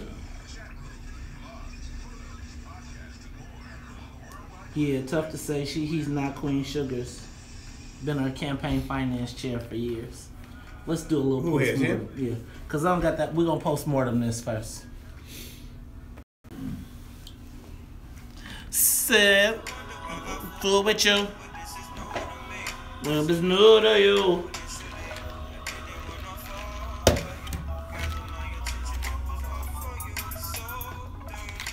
Take advantage of me.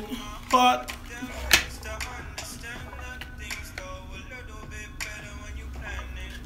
Oh, so much. Send me your location and focus on communicating. I don't. Ladies and gentlemen, you are tuned in to the Talk of Chicago, 1690 AM. Stay tuned at 8 o'clock, Charles. We're going to talk about the state of affairs for black folks. I know you're looking at your clock like we can't wait to get to it. Chomping at the bit. Yeah. But I think before we get to it, we're also going to talk about this Libyan slave trade. I'm trying to get some more information. Now, I want to remind you all, don't forget this Saturday, December 2nd, do not miss our senior breakfast at the House of Hope. If you are 65 and up, it's free. 64 and below, you got to pay $8. We got everything. It's going to be music, breakfast, food, fun. We got a Tina Turner impersonation. I'm going to be like, rolling. And Charles said that when the mayor gets there, we might even pull a Ron Father. I think you scared. That'd be worth the price of admission. I think and there's no price, but it is if you see for. Yeah. Well, really? Yeah. Okay. I'm not paying. That's that singing love, man. At any rate, yeah, man. If you do that, that'd be worth it. We might have a full house. You do the Ron Father in front of Ron. Charles, you would jeopardize your what you call it future. Yeah. Hey man, shoot. I might have to be cool because Ron putting it all together. He get ready to be the mayor on y'all again. Y'all gonna be mad.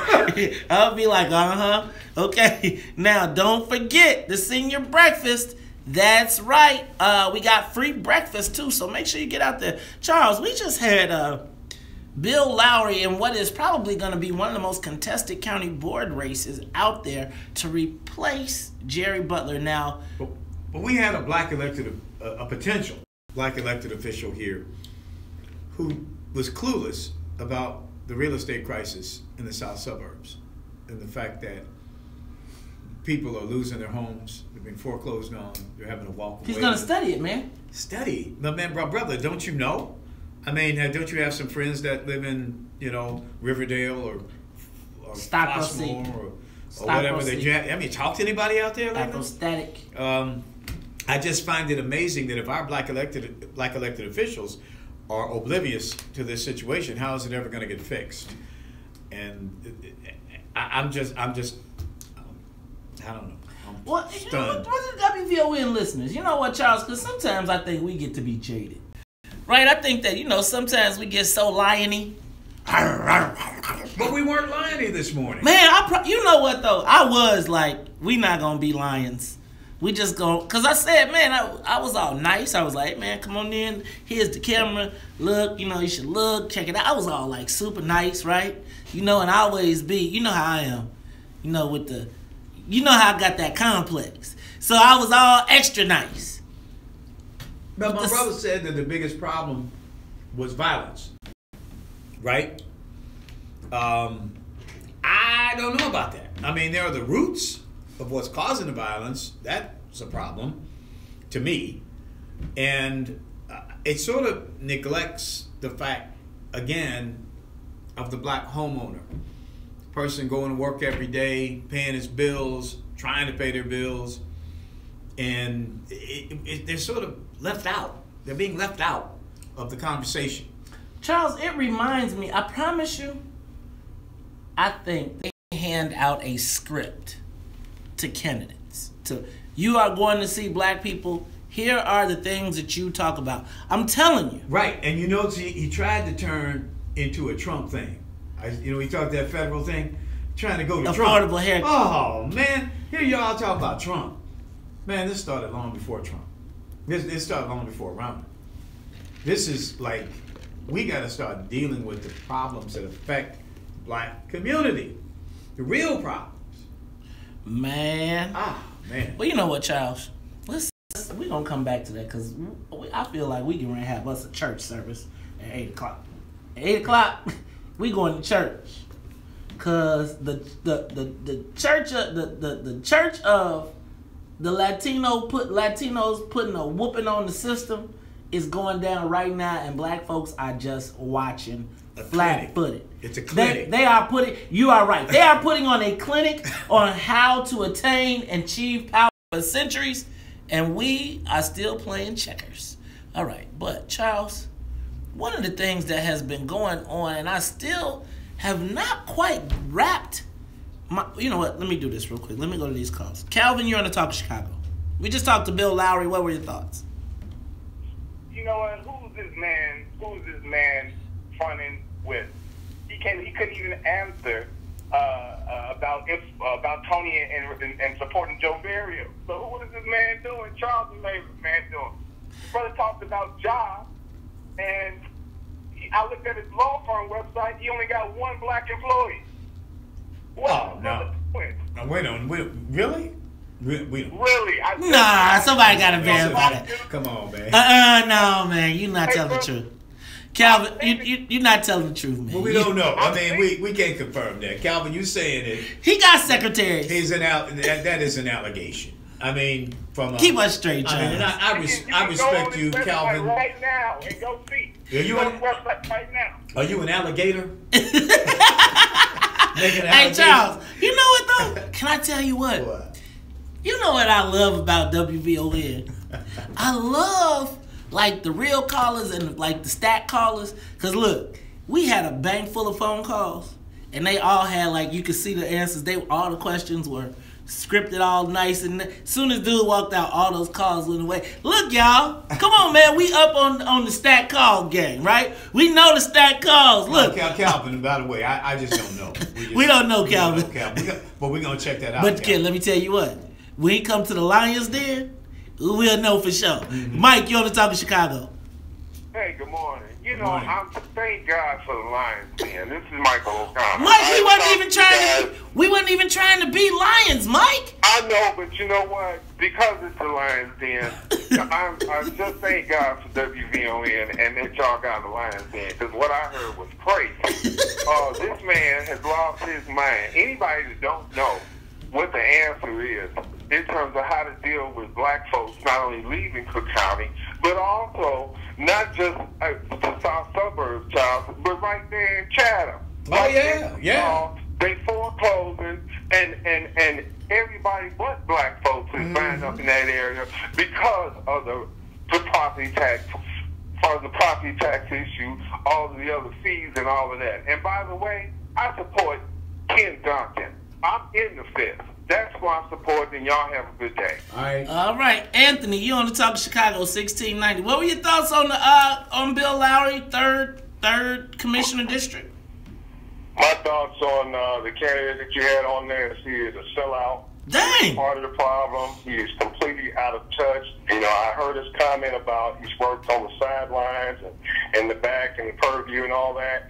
But to come on your show and to not discuss the real ailments of blacks on the south side and the west side as he's seeking to serve on an office that basically will be working with a number of representatives in Cook County to actually, hopefully, cure the problems, it is offensive. His comments or his lack of prepared rhetoric that he had on solving the tax problem, if he knows anything, as an attorney and as someone who is an entrepreneur in business for himself, he should know that to cure the ills of blacks, you must rebuild communities, and you have to do it with economic stability. That means that you have to have a property tax base. We can't continue to go down the route that we have. We don't have any business. 1 out of every 100 blacks owns a business. We don't spend our money among ourselves.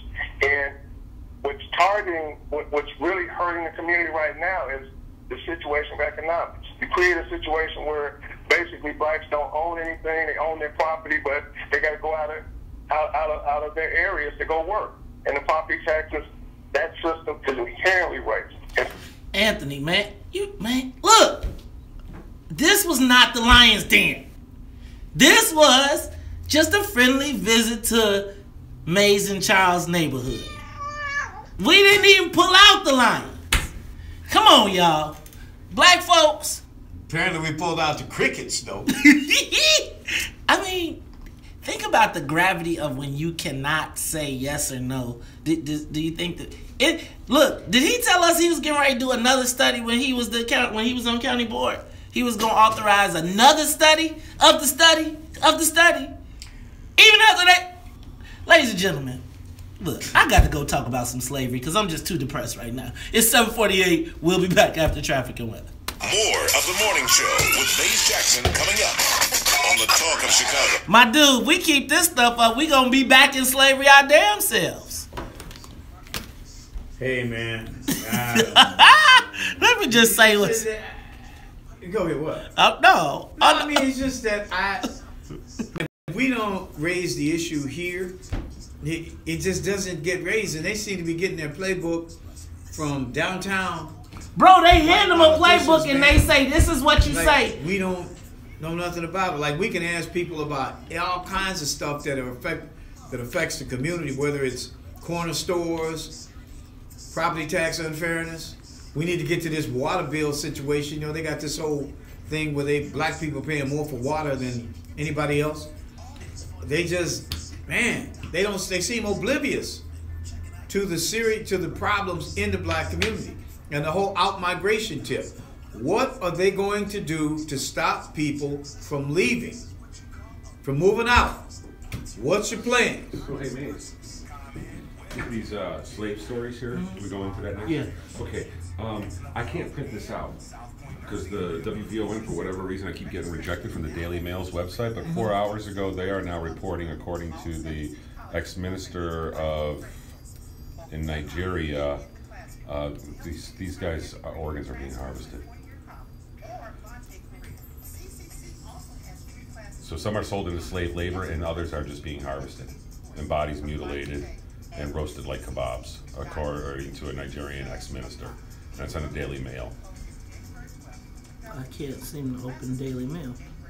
Are you using Wi-Fi? That's why.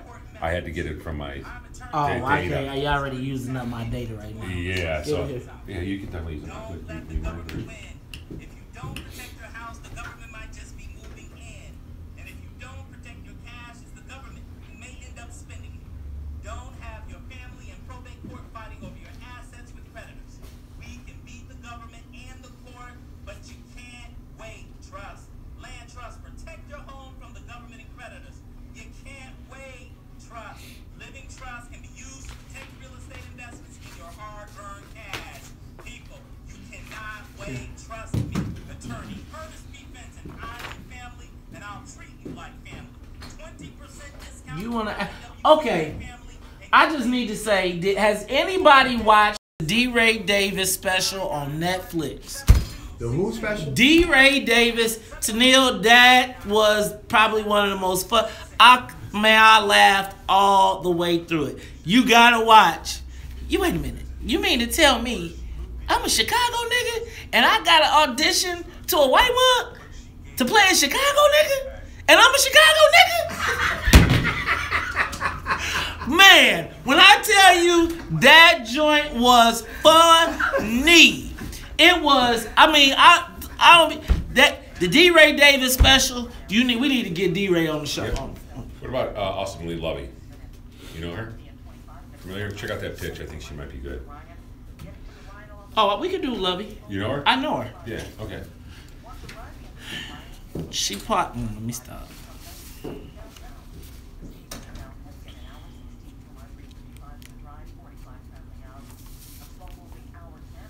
Man. So let me ask you a question. If you could tell me, who hit you up? Because I know yesterday, or did you hit them or did they hit you? Who, her? This? Lowry? Yeah. Oh, I talk to Stephanie all the time. Okay. I mean, constantly. So she mentioned actually several days beforehand that she had him around. Why she didn't prep him? But I didn't. I think we mentioned it in a meeting, and I said, yeah, well, he's right here. She'll do it immediately. He'll come back, but I think this is great because this is a learning process for these politicians because they're going to have to understand that they're going to have to be on point about black issues. They can't come in here with the same. No, they just gonna go to the great show. They just gonna be like, we ain't coming back to the. We gonna keep going to the. Some of them won't. Yeah, D-Ray was hilarious to Neil. The hell? Record of the year. Not in my book.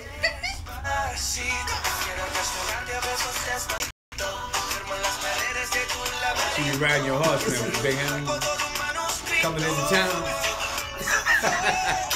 Arriba, arriba, ándale.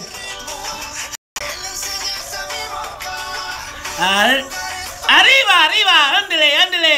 You are tuned in to the WVON Morning Show. I am your host, Mace Jackson, and I got my partner, Charles Thomas. He's here too. Good morning. Good morning. Good morning, senor. Good morning, Charles. How are you? Welcome to the WVON. Buenos días. Muy bueno. Yeah, this is the sanctuary station, man. I went to Jamaica, didn't I? Ladies and gentlemen, I went from Mexico. Jamaicans need sanctuary, too. Not according to Donald Trump, man. Some people working in some jerk shops that need some sanctuary. Man, speaking of sanctuary, though, Charles, I was telling a joke, but it's really not that funny. Have you heard the story about these slave markets in Libya? It's a totally chaotic, lawless, not quite Somalia yet, but totally broken down society in Libya since, I think, 2011 when Colonel Gaddafi was murdered, assassinated, killed during the Obama administration. There are people who are comparing Libya to what happened in Iraq after George Bush destabilized and toppled the government there, causing chaos, which led to the birth of ISIS, right? And now here we have Libya being Barack Obama's smaller version of Iraq. It's led to this situation where we now have Africans being sold again as slaves. Sold again as slaves? Yeah, I mean... Right now. Right now. You know what? And I know this, y'all gonna get mad at me, right? They're gonna get mad. But I am going to say, I'm gonna ask the question, is President Obama's administration responsible for the rebirth of this slave trade? Well, I mean, I think they destabilized the government in Libya when it went after Gaddafi, the same way that Bush destabilized Iraq. But the Iraqis ain't slaves. They ain't. Well, they aren't slaves, but they gave us ISIS, and ISIS has destroyed a lot of lives since then. I mean, since its creation, right? I mean, I'm with you on that. Syria has been thoroughly obliterated, it seems, or it is, by the but it don't seem like the same of seeing black folks being auctioned off, standing up there, knowing that they about to get whooped. And now, the man just ran in here, showed me a story from the Daily Mail in UK, saying that they are now finding body parts being harvested from these slaves. They're being roasted on shish kebabs, and you can get one for $400. It's Barack's version of Iraq. It's a smaller situation, I guess, in scale, but just as horrific as what happened in Iraq following the toppling of Saddam Hussein. He toppled Muammar Gaddafi, and this is what they didn't control the situation after it was gone. I think Colin Powell had made the famous comment that if you break it, you own it. We didn't own it. I mean, we didn't do anything with it after we broke it, and now it's chaos. And when did Gaddafi become such a? I thought he had kind of died down. He had. And then all of a sudden they decided that they wanted to revive him and kill him. And remember when they dragged him out and they stuck him up and He actually started. He dismantled his nuclear program and right, did all that stuff, and then they came and got him. It's almost like they've told this is a lesson for little Kim. Don't drop your gun. Don't drop your gun, man. You gotta be walking with some steel, you know. You don't drop your gun because they still got theirs and they'll use it. I guess that may be part of his thought process, little Kim. I mean, because he saw what happened to Gaddafi. Man, shoot. And Gaddafi was also, you know, he was. But Gaddafi was black to me. Oh, absolutely. And he was black, and he was talking about putting together African Union, using gold. He said, we got the resources. He had the oil. We got the, we can do it, we can put, and so then they decided, Hillary took him out. Black economic empowerment. Because he was talking about, he said, hey, y'all, we got them, they coming over here to get all the stuff, and all of a sudden he became a criminal, and the next thing I saw was them sticking something up in, man. Can I ask a question? Why do the Arabs always stick something up you when they kill you? They got issues, man. You know, they be trying, first thing they go for, you know. Hey, so you're on the Talk of Chicago 1690. You got about 30 seconds. Yes, just wanted to say that this is a situation, of course, that started some time ago. It had to do with Gaddafi and what Gaddafi was doing for the African Union and what he was doing, of course, for Black Africa. He wanted to take all the loans that were owed to the World Bank and owed to the International Monetary Fund. He told those countries that if they allowed him to pay off those loans, that they could pay him back with no interest. He's put up $500 million and put a satellite out there where if you were next door in Nigeria, the phone call doesn't have to go to London and come back and then go to the person right next door. So he was costing a lot of money, 144 tons of gold, and he was now wanting to back not only Africa, but also wanted to come over and then help to back Cuba. And he had said he would put the wealth of Libya behind the nation of Islam. So now, man, you 100% on point. We could go straight down that path, but I got to go to news, traffic, and weather. Ladies and gentlemen, it's the Talk Chicago 7:59. We'll be back. The Talk of Chicago and the voice. Hey, bro. That brother put it in perspective. You know, Gaddafi was trying to normalize his relationship with the rest of the world, and he had made concessions to do that, and he was well on his way, and he had money. He could do it, and they came in and took him out. That's what happened there, man. Check this out, y'all. So remember when I told you about Emerson Mnangagwa? Why he is making concessions to the world? Because he's got to get his goods to the world marketplace, and these white folks ain't going to let you do it without it. But the problem with them is Zimbabweans ain't dropping them guns. They ain't dropped them guns. The other question is, too, the Zimbabweans have an alliance with the Chinese. And the Chinese, they got the largest army in the world, plus they got nuclear weapons and everything else. So the Chinese are not going to let their interests be preempted by American or European interests. So, I mean, there's sort of a balance there. I think Zimbabwe has a better shot at doing this than Gaddafi. Gaddafi had been isolated. Yeah. I think the one thing I know about the Zimbabweans is though they can count, right?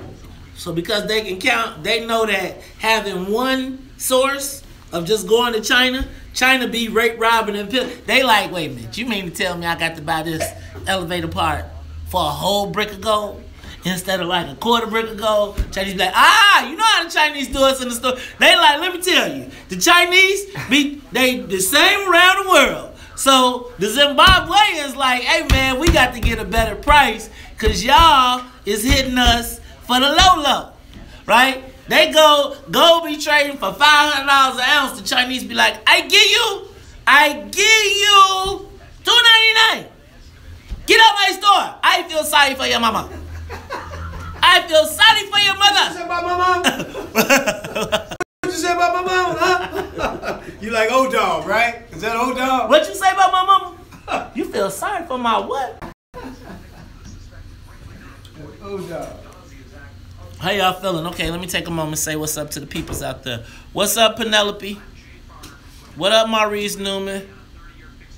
What up, Still Running Stovall? What up, Reese Mo? I want to do a trip to Zimbabwe, y'all. I'm telling you, if we went to Zimbabwe, y'all wouldn't even be ready. Y'all ain't ready for how it goes down, how we could do it in Zimbabwe. What's up, Anwar? What up, James Matthews? What up, Sharon? What up, Jeff? What up, Sonia Escobeezy? What's up, Dennis Evans? What up, James Matthews? Amina. William Martin. Kevin Means. What up, Alvin Norton? Shanika. What up, Salim Muwakil?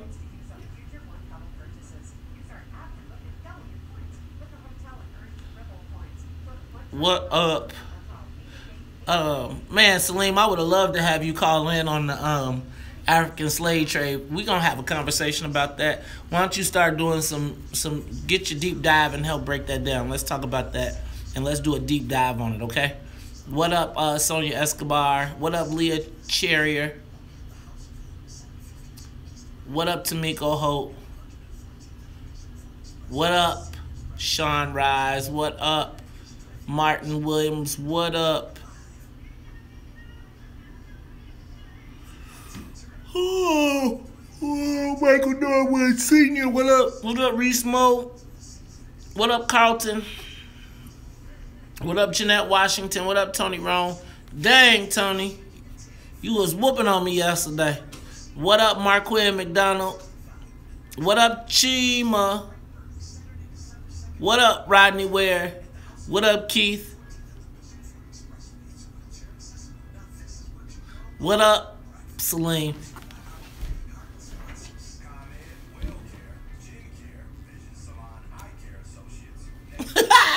Y'all Art want to get on and tell us he tired of us. You can always tell when the spies are out because the YouTube numbers go through the roof. When the spies are when out? the spies are out, when they looking, the YouTube numbers, we had 100 on YouTube. So you like, oh no, but YouTube be popping. YouTube be like 80, 90 viewers every day now. But it like when that was on, it was like up 120 or something like that. They be like, and you see how, basically, they was getting, they was doing cross-pollination. So what y'all also saw with Bill Lowry was cross-candidate pollination, right? So they're both represented by, Bill Lowry and Kurt Summers are represented by the same crew. So when you talk about examples of success, probably Kurt is probably the person that polls the best in their area. So when you say who, what, then they go directly to Kurt. Hey, y'all, be watching out for the setup, though, for the Kurt move, too. Y'all, this shit happening right. What's the Kurt move? They gonna try and hide. They gonna probably, don't be surprised they try and come. They see, Kurt still believes he could be the mayor. He still thinks and he still actually could be if the Jewish guys greenlight him, right? But he ain't gonna, I don't think he ain't gonna be black. Right? It would have to be, Michael Sachs would have to say, okay, we've decided you're the guy. But the move for black folks right now is, with all this, the way I see it, the move for black folks is, with this Rom thing, would be the team with the green team. Because those are the two outsiders right now. The green team is seething right now. They ain't happy. They are not happy at all. Because Chewy was part of their railroad plan. So right now, the green team wants Rom gone as much as the mad black people. So it might be enemy of my enemy is my friend. We got to forgive you for what happened, or we got to just say, look, that's the common enemy. Because Rom is doubling down. And if I read that thing and said he's above 50%, which is why but even if he is trying to repair himself with the Latinos, it's like, they got the monies, the progressives, that South Loop is going to be with Rom, West Loop is going to be with Rom. Now he got the Latinos. So the odd man out right now, green team. They green team is odd man out in the city. Hey!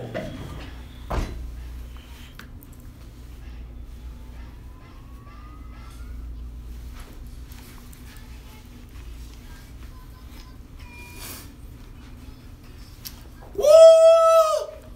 Baton about to kick the mud. Bah!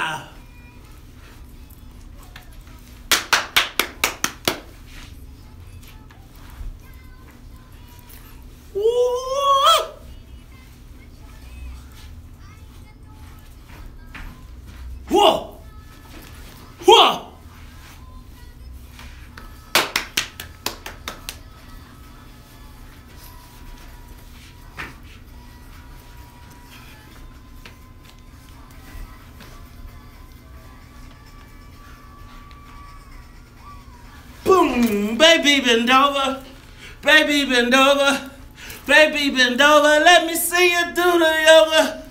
Baby bend over, baby bend over, baby. Woo!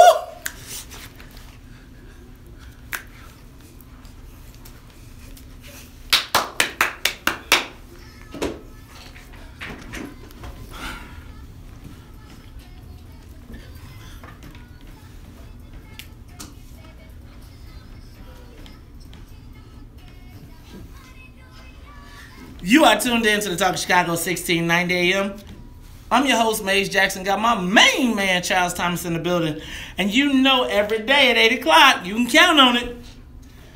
I'm right here getting my 8 o'clock stretch on with the yoga. This is the WVON morning show. Gotta say what's up to Annette. Das Vidania Flournoy in the newsroom. Plus Miss Sonia Escobar. Charles, you know we got a short show today. But I hate when that happens. I hate when that happens too. But let me tell you, brother.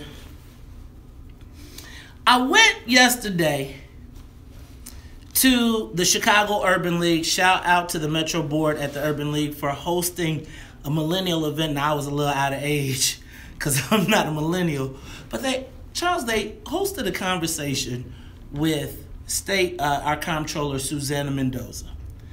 And as I was sitting there, Charles, I listened to the script, and it seemed as though it was the same playbook. So here you got young black professionals, and they're talking about poor folks, the poor people, oh, how we have to save. Now, I didn't know if I should be offended that she kept calling us these people.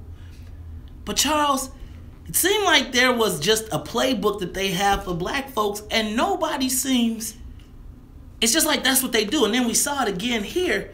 And then when we look at what happened with this Luis Gutierrez, it brought what you said this morning that kept you awake last night all into perspective. Tell me what you were thinking. You know, I thought after seeing all the moves with Gutierrez and Chuy and Ricardo Munoz and what the Latinos were doing politically, making a power move, I said to myself, who do we have that could even be involved in a play like that? I mean, we buy all the tickets, we fill up the stands, and we don't have anybody in the game, right?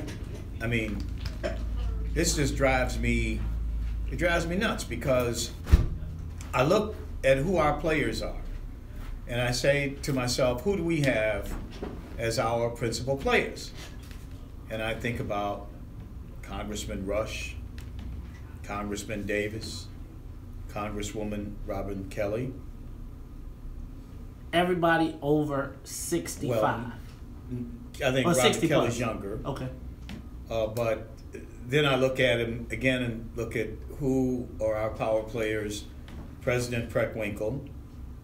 At the county. The county. We have Kim Fox, who is the state's attorney. We have in Springfield our state rep, our state senator Kimberly Lightford. She's the head of the Black Caucus. Then we have our senior member in the House is State Representative Mary Flowers, very close to Speaker Madigan, I presume, after all those years. Who else we have? You know, it seems like, and we have Jesse White, Secretary of State. He's one of our male power players. And if you look at our male power players, they are ancient. Women and seniors. Women and men who are clinging to they got to be in the winter of their lives. So, I mean, we have women and old men. And I have nothing, there's no problem with women. I mean, but Charles, where are the young men? Where are the warriors? We talked about this. Yeah. We talked about if the people that are in the fray are all women and elders, who protects the interests of the village? Right? Now, I said it in a different way, and I'm not suggesting that there are not women warriors that are not capable of representing black folks, so I want to make sure we're clear. But what I am telling you is that there is a concerted effort to emasculate black political power in this state. And I think that they keep, we know, Charles, at one point it was get the least educated. Then it became get the least harmful, right? Like who can we get to be in compliance? What is the defense? Who defends the black community right now? What do we have politically? Like, what do we have to hang our hat on right now? Check this out. We just saw the Gutierrez switcheroo. We've yet to see petitions filed for Congressman Bobby Rush. Maybe Bobby Rush is going to run this time. What do you think? But if he didn't, then probably he's going to pull a switcheroo, which would mean that he would insert his son or his preferred candidate. Did you see how Mark Brown wrote that story and said, after learning the Irish way and blah, Charles. Right. So, will the black community be duped or not given a choice again? Who is representing the best interests of black people in the state of Illinois? You know, at this point, there really is nobody. But let me make, just as a footnote, as an aside, did you see the imagery that was used during that Luis Gutierrez and Chuy Garcia news conference? The big posters they had. Charles. The one black person in the room. Charles. They put, so you know what, I was offended by that. Man. So check this out. Look, I feel like they was actually, I felt like they was like, Maze Jackson is watching this. I know this is very egocentric, but they was like, Maze is watching this and we getting ready to stick it to you. So look, you want to talk about the Harold Washington Coalition? So they brought the only black person in the room yesterday for Luis Gutierrez and Chuy Garcia, for all y'all black-brown coalition people, was a picture of Harold Washington. Now just think about that. As the Latino crew, and I ain't got no hate on them for doing what they doing, but they brought a picture of Harold Washington, like, see what y'all used to be? Right. See how y'all used to be? And then they said themselves, they were Harold's sons. We were sons of Harold. Remember how I told you, Charles? Harold Washington was a dream unfulfilled for black folks and everybody else got theirs. And you saw it on display yesterday. And not anybody. I mean, where is the, I don't even want to call it insult level, because we should not be insulted. I'm not mad at the Latinos, not one lick. But Charles, what's the black strategy? What's the black plan? Who is saying? Well, the first part of the black plan has to be, and I'm gonna say this, and I'm gonna upset some people who I consider my friends. But these guys, they're gonna have to get out of the way. They have to make room for a new generation of leadership, and that means that they have to move aside. See, these brothers are too. They got to think about the future. They're not worried about Charles. See, here's the thing, though. See, let me tell you. Here's the problem, and I know black folks. I'm gonna show y'all how this works. See how when we don't focus on economics. See, Luis Gutierrez is about to leave with 25 years in the Congress, all of his influence. His congressman, he's going to have all of that big old sphere of influence, and then he's going to go get rich off the rebuilding of Puerto Rico, right? Because all his congressional friends are going to authorize the money, and he is going to become rich and be wealthy and then still maintain control. Look, black folks like, man, I got to die in office because how am I going to get a check? See, we don't have the system. We don't have the plan. And what you're seeing with Gutierrez is they've laid the foundation for the system, and now he's walking into it, right? So now he is now the guru, because he's going to still be the shot caller. And then did you hear he say he was running for president? You know? Well, he didn't say that, but I think that's been a speculation that he would do that. It's sort of like in a Jesse Jackson style mode in order to organize Latino voters all over the country. And then say, if you don't do what I say to the Democratic party, me and my Latinos, we gonna go talk to the other people, right? But you know how we do.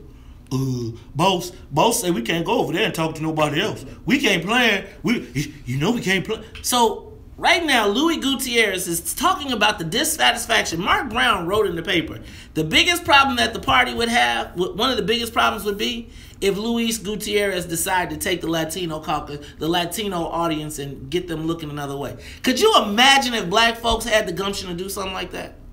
Man, to just they even all kind of sell out, coon, Tom, everything, man. That's what they do. You know, they call you a coon, a Tom. Charles, what are black people gonna do? Well, I mean, I think that we have to. What do I think we need to do?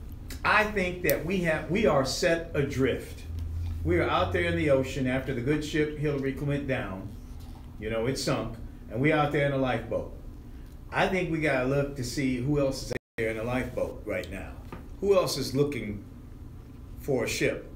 And we have to think very clearly about jumping on a new ship. You know, frankly, Charles, because this ship ain't happening, man. I guess my concern for our people is when these ships come, we're so easily misled. Well, but I'm just saying, Charles. But why you could be misled or you can be mistook, which we have been mistook, hoodwinked, bamboozled, and we know we get back on your ship, you know, because you're a big time Democrat. We get on your ship, the good ship lollipop. The good ship lollipop. We're gonna be suckers because we've been suckers all this time. We on the good ship lollipop. I'm looking for other people out there set adrift. I don't care if they're green, red, blue, whatever color they are. I'm looking for a ship that's going to respond to what I need. Charles, so let me tell you. I would be looking for that ship, and I think there's a lot of people that are out there looking for that ship. Black folks, white folks. But let's just talk about black folks. I think if we get on a ship, we have to get on a ship unemotionally. We have to get on a ship not listening to the rah-rah, coon time, or the fight. We cannot be jaded by all of these emotional pleas and calls and call-outs with no substance. Get the bag first. Right. Get the bag before you get on the ship. Make sure that your stateroom has a balcony and that you. But here's the problem, Charles. Saying? What you got to make sure you don't do is get on the ship with the person who took the bag, whose job it is to get you on this ship. See, we got to start getting some honest brokers and start pulling the skirts off of a lot of this stuff. Because I'm going to tell you, Charles, there's a lot of people out here that say they for us, but they ain't. And Charles, let me ask a question. Where we at with, you know, we should have asked Bill Lowry, because I bet that falls in his district. Where is he at with the mice, the rats? The rats. You know, and the NTA.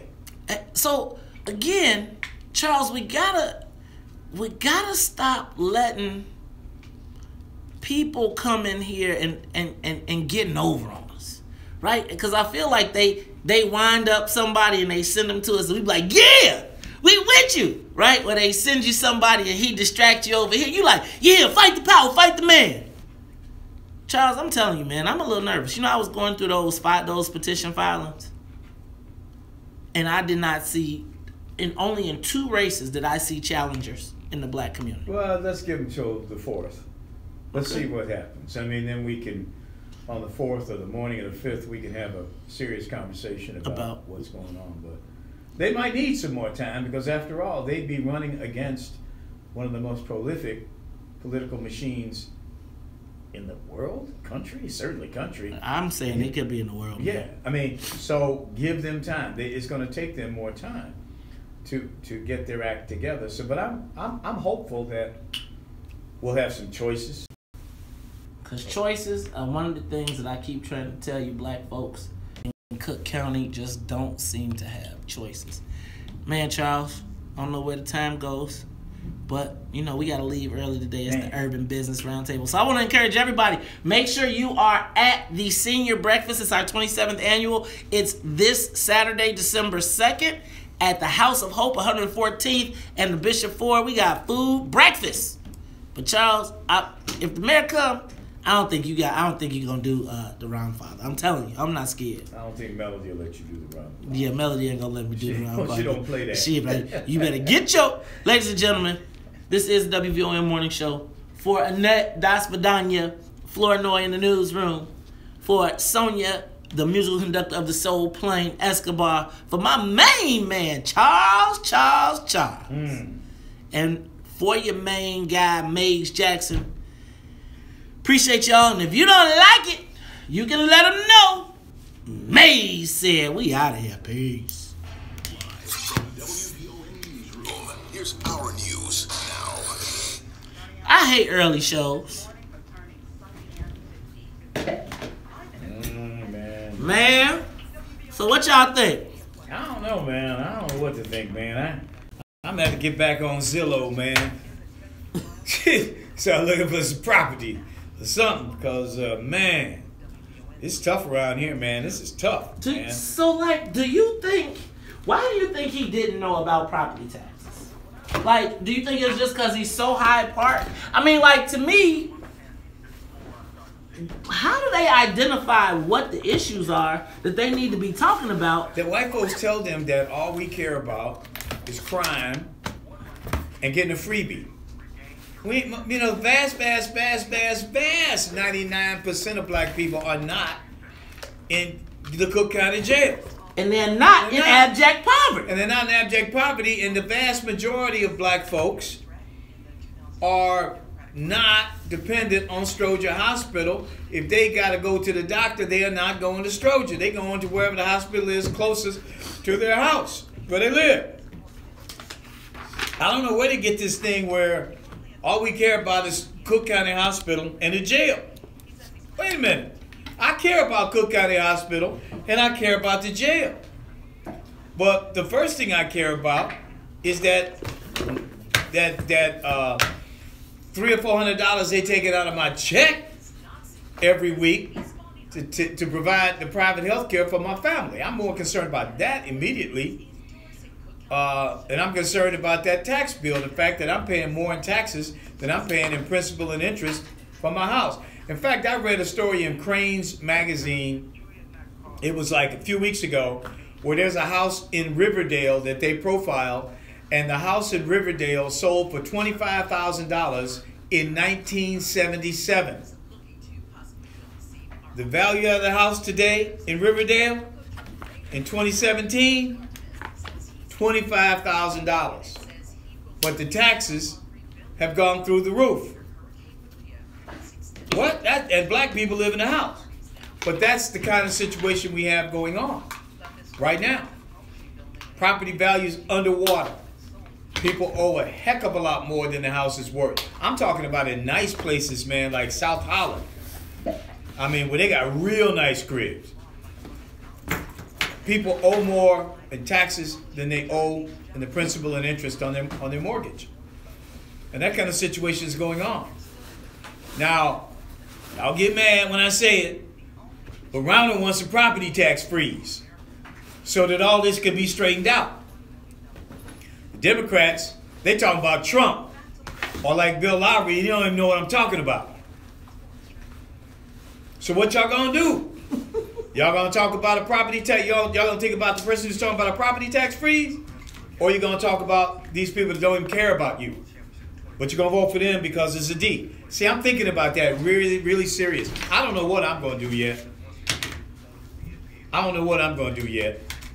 But this time around, I gotta give it a thought. I gotta give it a serious thought. What's happening, man?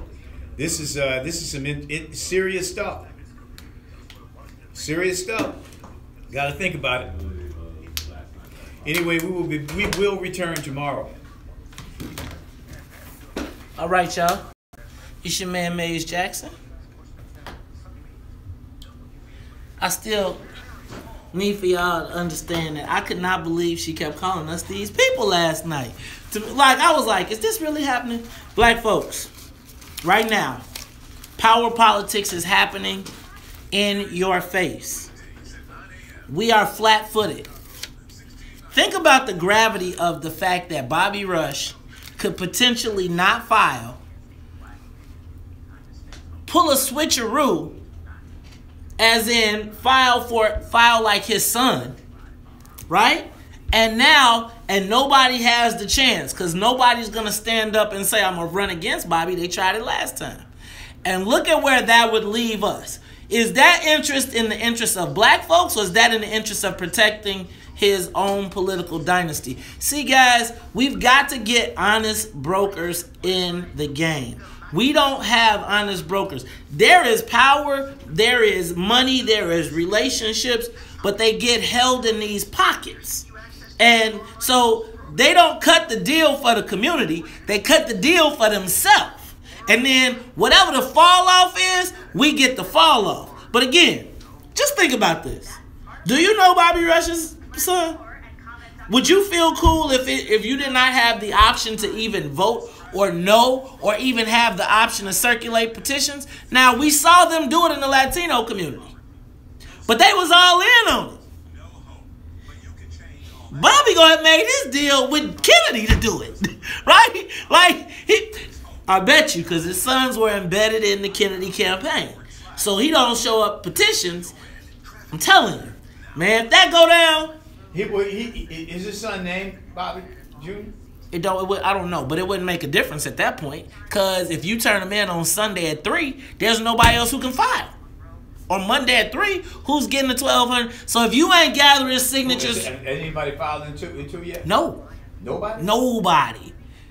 Like, nobody. So literally, that could be... If he don't show up, now he could show anything. He could file anything. And here's the thing. The last time he did that, remember he was... And then Howard Brookins and Kwame both tried to go out and try and do their thing. Yeah, I'm running again. And then it was like everybody was on the island. See? That's pure selfishness. That's selfish. That's selfish. But Luis filed and then pulled the game. Luis filed because Luis wasn't leaving nothing to chance, right? Bobby could file, couldn't he? And then somebody else could file Monday at 4, and then he got a race. He could just say, fuck it, I don't want to run. Yep. He could have this real guy file. Yeah. But it's all I'm saying is, with the state of black affairs right now, we got black elected officials pulling tricks on black people. That's what I'm talking about. See, I'm not mad at the game. I'm saying, can black folks afford for our own people to be playing tricks on us in this state of affairs? Ooh. You saw this happen with Todd, right? So now we completely aced out. Now y'all talking about Queen Sugar. All I'm saying to you is, guys, how many, just think about all of the people that was talking all the F-rhyme, we gonna support Chewy, blah, blah, blah, blah, blah, who said, y'all blew the black-brown coalition. When Chewy saw his opportunity with Rom, guess what? He took it. Black folks, y'all standing around with your arms crossed, mad, not looking for the deal, looking at the person. Chewy like, you know what? If this dude can get me to Congress and I become the guy, guess what? There's my deal. I'm gone. Black-brown coalition, and then he brought y'all a picture of Harold as he did it. He brought y'all a picture. Like, that's what he did to all. So anybody telling me about, so this is what y'all telling me. Y'all wanted me to support the third string choice, who we knew wasn't going to win. We knew he wasn't going to win. Who's that? Talking about Chewy. Then, for 2 years, he strings you along. Y'all, Chewy's going to run. He's going to be the man. Rom hits him with a deal. Tells Louis, says Louis, see how I made $16 million in 3 months? In 6 months with Bruce Rauner? You can do that too. And you can still have your cake and eat it too. And guess what happened to your black-brown coalition? Where Chewy at? With Ron?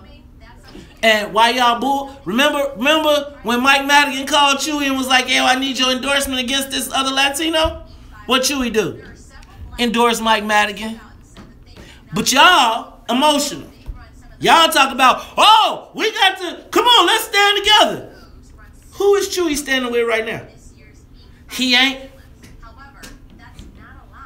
Who he standing with? Laquan, where y'all at? Where y'all at? And then let me ask for my activists, for all the people who decided last week that they wanted to post and talk about we new to this, we not true to this. There's still rats at Mollison Elementary School. Where are the community leaders who took the time out to have live broadcasts to talk about Mays and Charles, but never address the rats at the school? Where they at? When will we see the live broadcast to talk about what is going on with the rats in the school? When will the people from our community who got their big time shows, took to social media, didn't call, just went to social media and decided, where y'all at? What? The mice, rats still running around? So was the post about the kids? Were you really concerned? Because when is the post going to be about the kids and what's happening to the kids? Not the personality. See how y'all get emotional again? But what? Tag me in that one. Tag me in your broadcast for the kids that's still suffering through the rat infestation right now. Tag me in that. Have that live broadcast. No? Okay. Now, just want to say one more time, one more again. Professional, right? Pay attention to who's leading you and where they're leading you to. Because guess what? And pay attention to who they talk about and who they don't talk about, right? Because why is it so quiet about this rat issue? Why are me, you, and Dorothy Tillman the only people talking about? Well, all these activists we got out here. Why? Because it ain't no check. Ain't no money. You can't get no money out of CPS. You can't go in the room. What? I'm just asking. I'm not tripping. Just saying. The rats. Nobody? Nothing. You mean we ain't shutting it down? You mean to tell me we ain't got a live broadcast? Where are all the social media posts? Where are all the tags? Nobody tagging, orking, nothing? I just check it. Just check it. Now look. I'm going to tell y'all again. Everybody has a job. Everybody goes to work. Everybody's getting a paycheck from someone, somewhere, somehow. While you continue and persist to try and call people coons, Toms, and Uncle Toms and sellouts, ask yourself, how is that moving us forward? Because while we calling each other coons, Uncle Toms, and sellouts, they just got their ass another congressional seat. But your smart leadership, who you can't tell what they gonna say, won't tell you about no math. Where's the live broadcast on that? On Harold Washington in the background saying, got you niggas. They took a picture. They had a press conference, all Latinos, and a picture of Harold Washington talking about we're Harold's sons. Nobody said nothing. No. Where's the ribbons? Where's Algawa back? What? No hoteps? Y'all cool with that? That's all good. Oh, but because I asked about the rats in the school. See, man, I don't know, Charles. I don't know how we determine what people's interests are.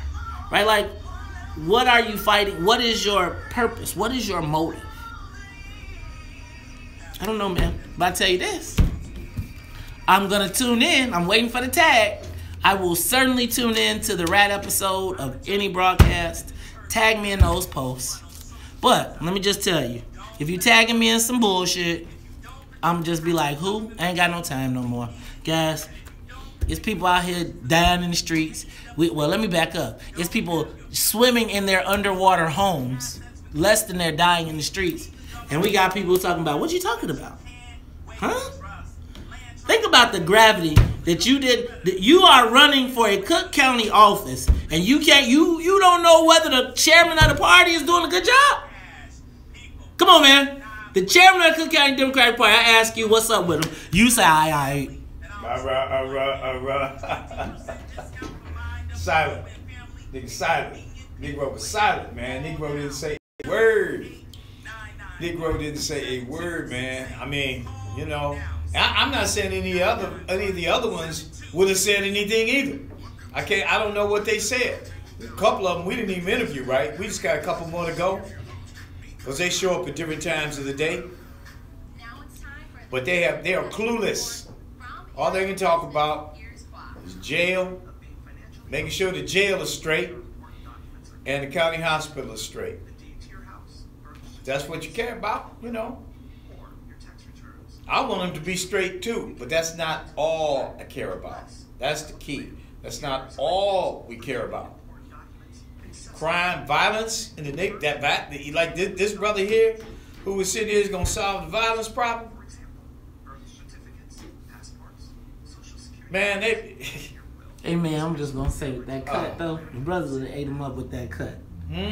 I'm saying some of the brothers I know, if he would have showed up on the block with that cut though, that cut, the brothers would have been like, man, they look like the Scottsboro cutters, man. You know, it's old school. That's old school cut. Is it? Yeah, man. That's old school. Is it? Yeah, man. Told us what that. They called it, man, back in the day. They was calling it the Gumby fade. Remember that? Nah, the Gumby was this. I know, but it was like, yeah, but it was kind of like a Gumby. It was like, you wrong, man. See, that's the shit you go. That's where you take me, man, and I don't need to go. I'm just saying. You take me out. Why? I'm just saying. If we was Joe, look at my cut. But I'm just saying. Look at my. This is the black show, right? You know we would I be. was envious of the brother, man. I said, man, how'd you keep that, man? You fitted what? He put it on like a hat. Let me tell y'all. Now see, that's all I'm saying. Now somebody gonna be sensitive, and all I'm doing is having fun. Why would they be sensitive? It's a black radio station, man. We can't joan on nobody. Wait a minute. Now all of a sudden, now we're a black radio station. We can't joan at all. No signifying. Oh, come on now. Nobody on that tip. Okay. I ain't got the right to joan. I ain't got the right to joan. One day, you know what? My name is Bennett. I ain't in it. I want all y'all to know I ain't say nothing. Look, all I said about a Gumby, and you said it wasn't right, but the Gumby went to the side. Right. But if it goes straight up, it's different. What is that called? The 60s. Man, no, I was 20s, man. Hey, I'll tell y'all what we should look. When we have our roundtable debate, at the last 5 minutes, we're gonna have a crack session.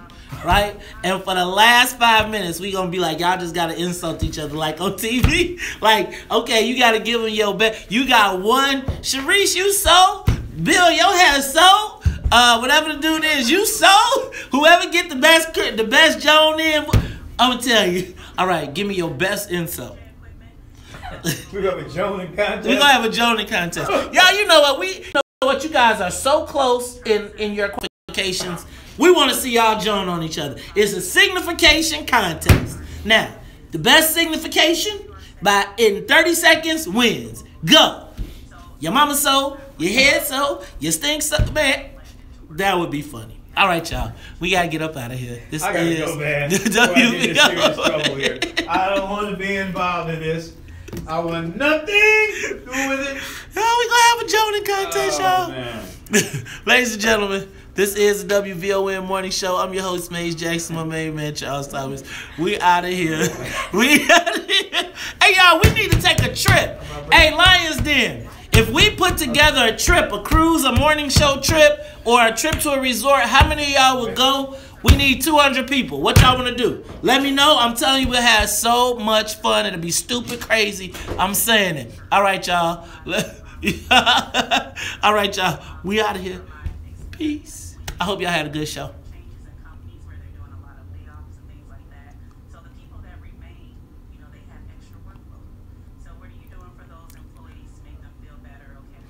Let's go.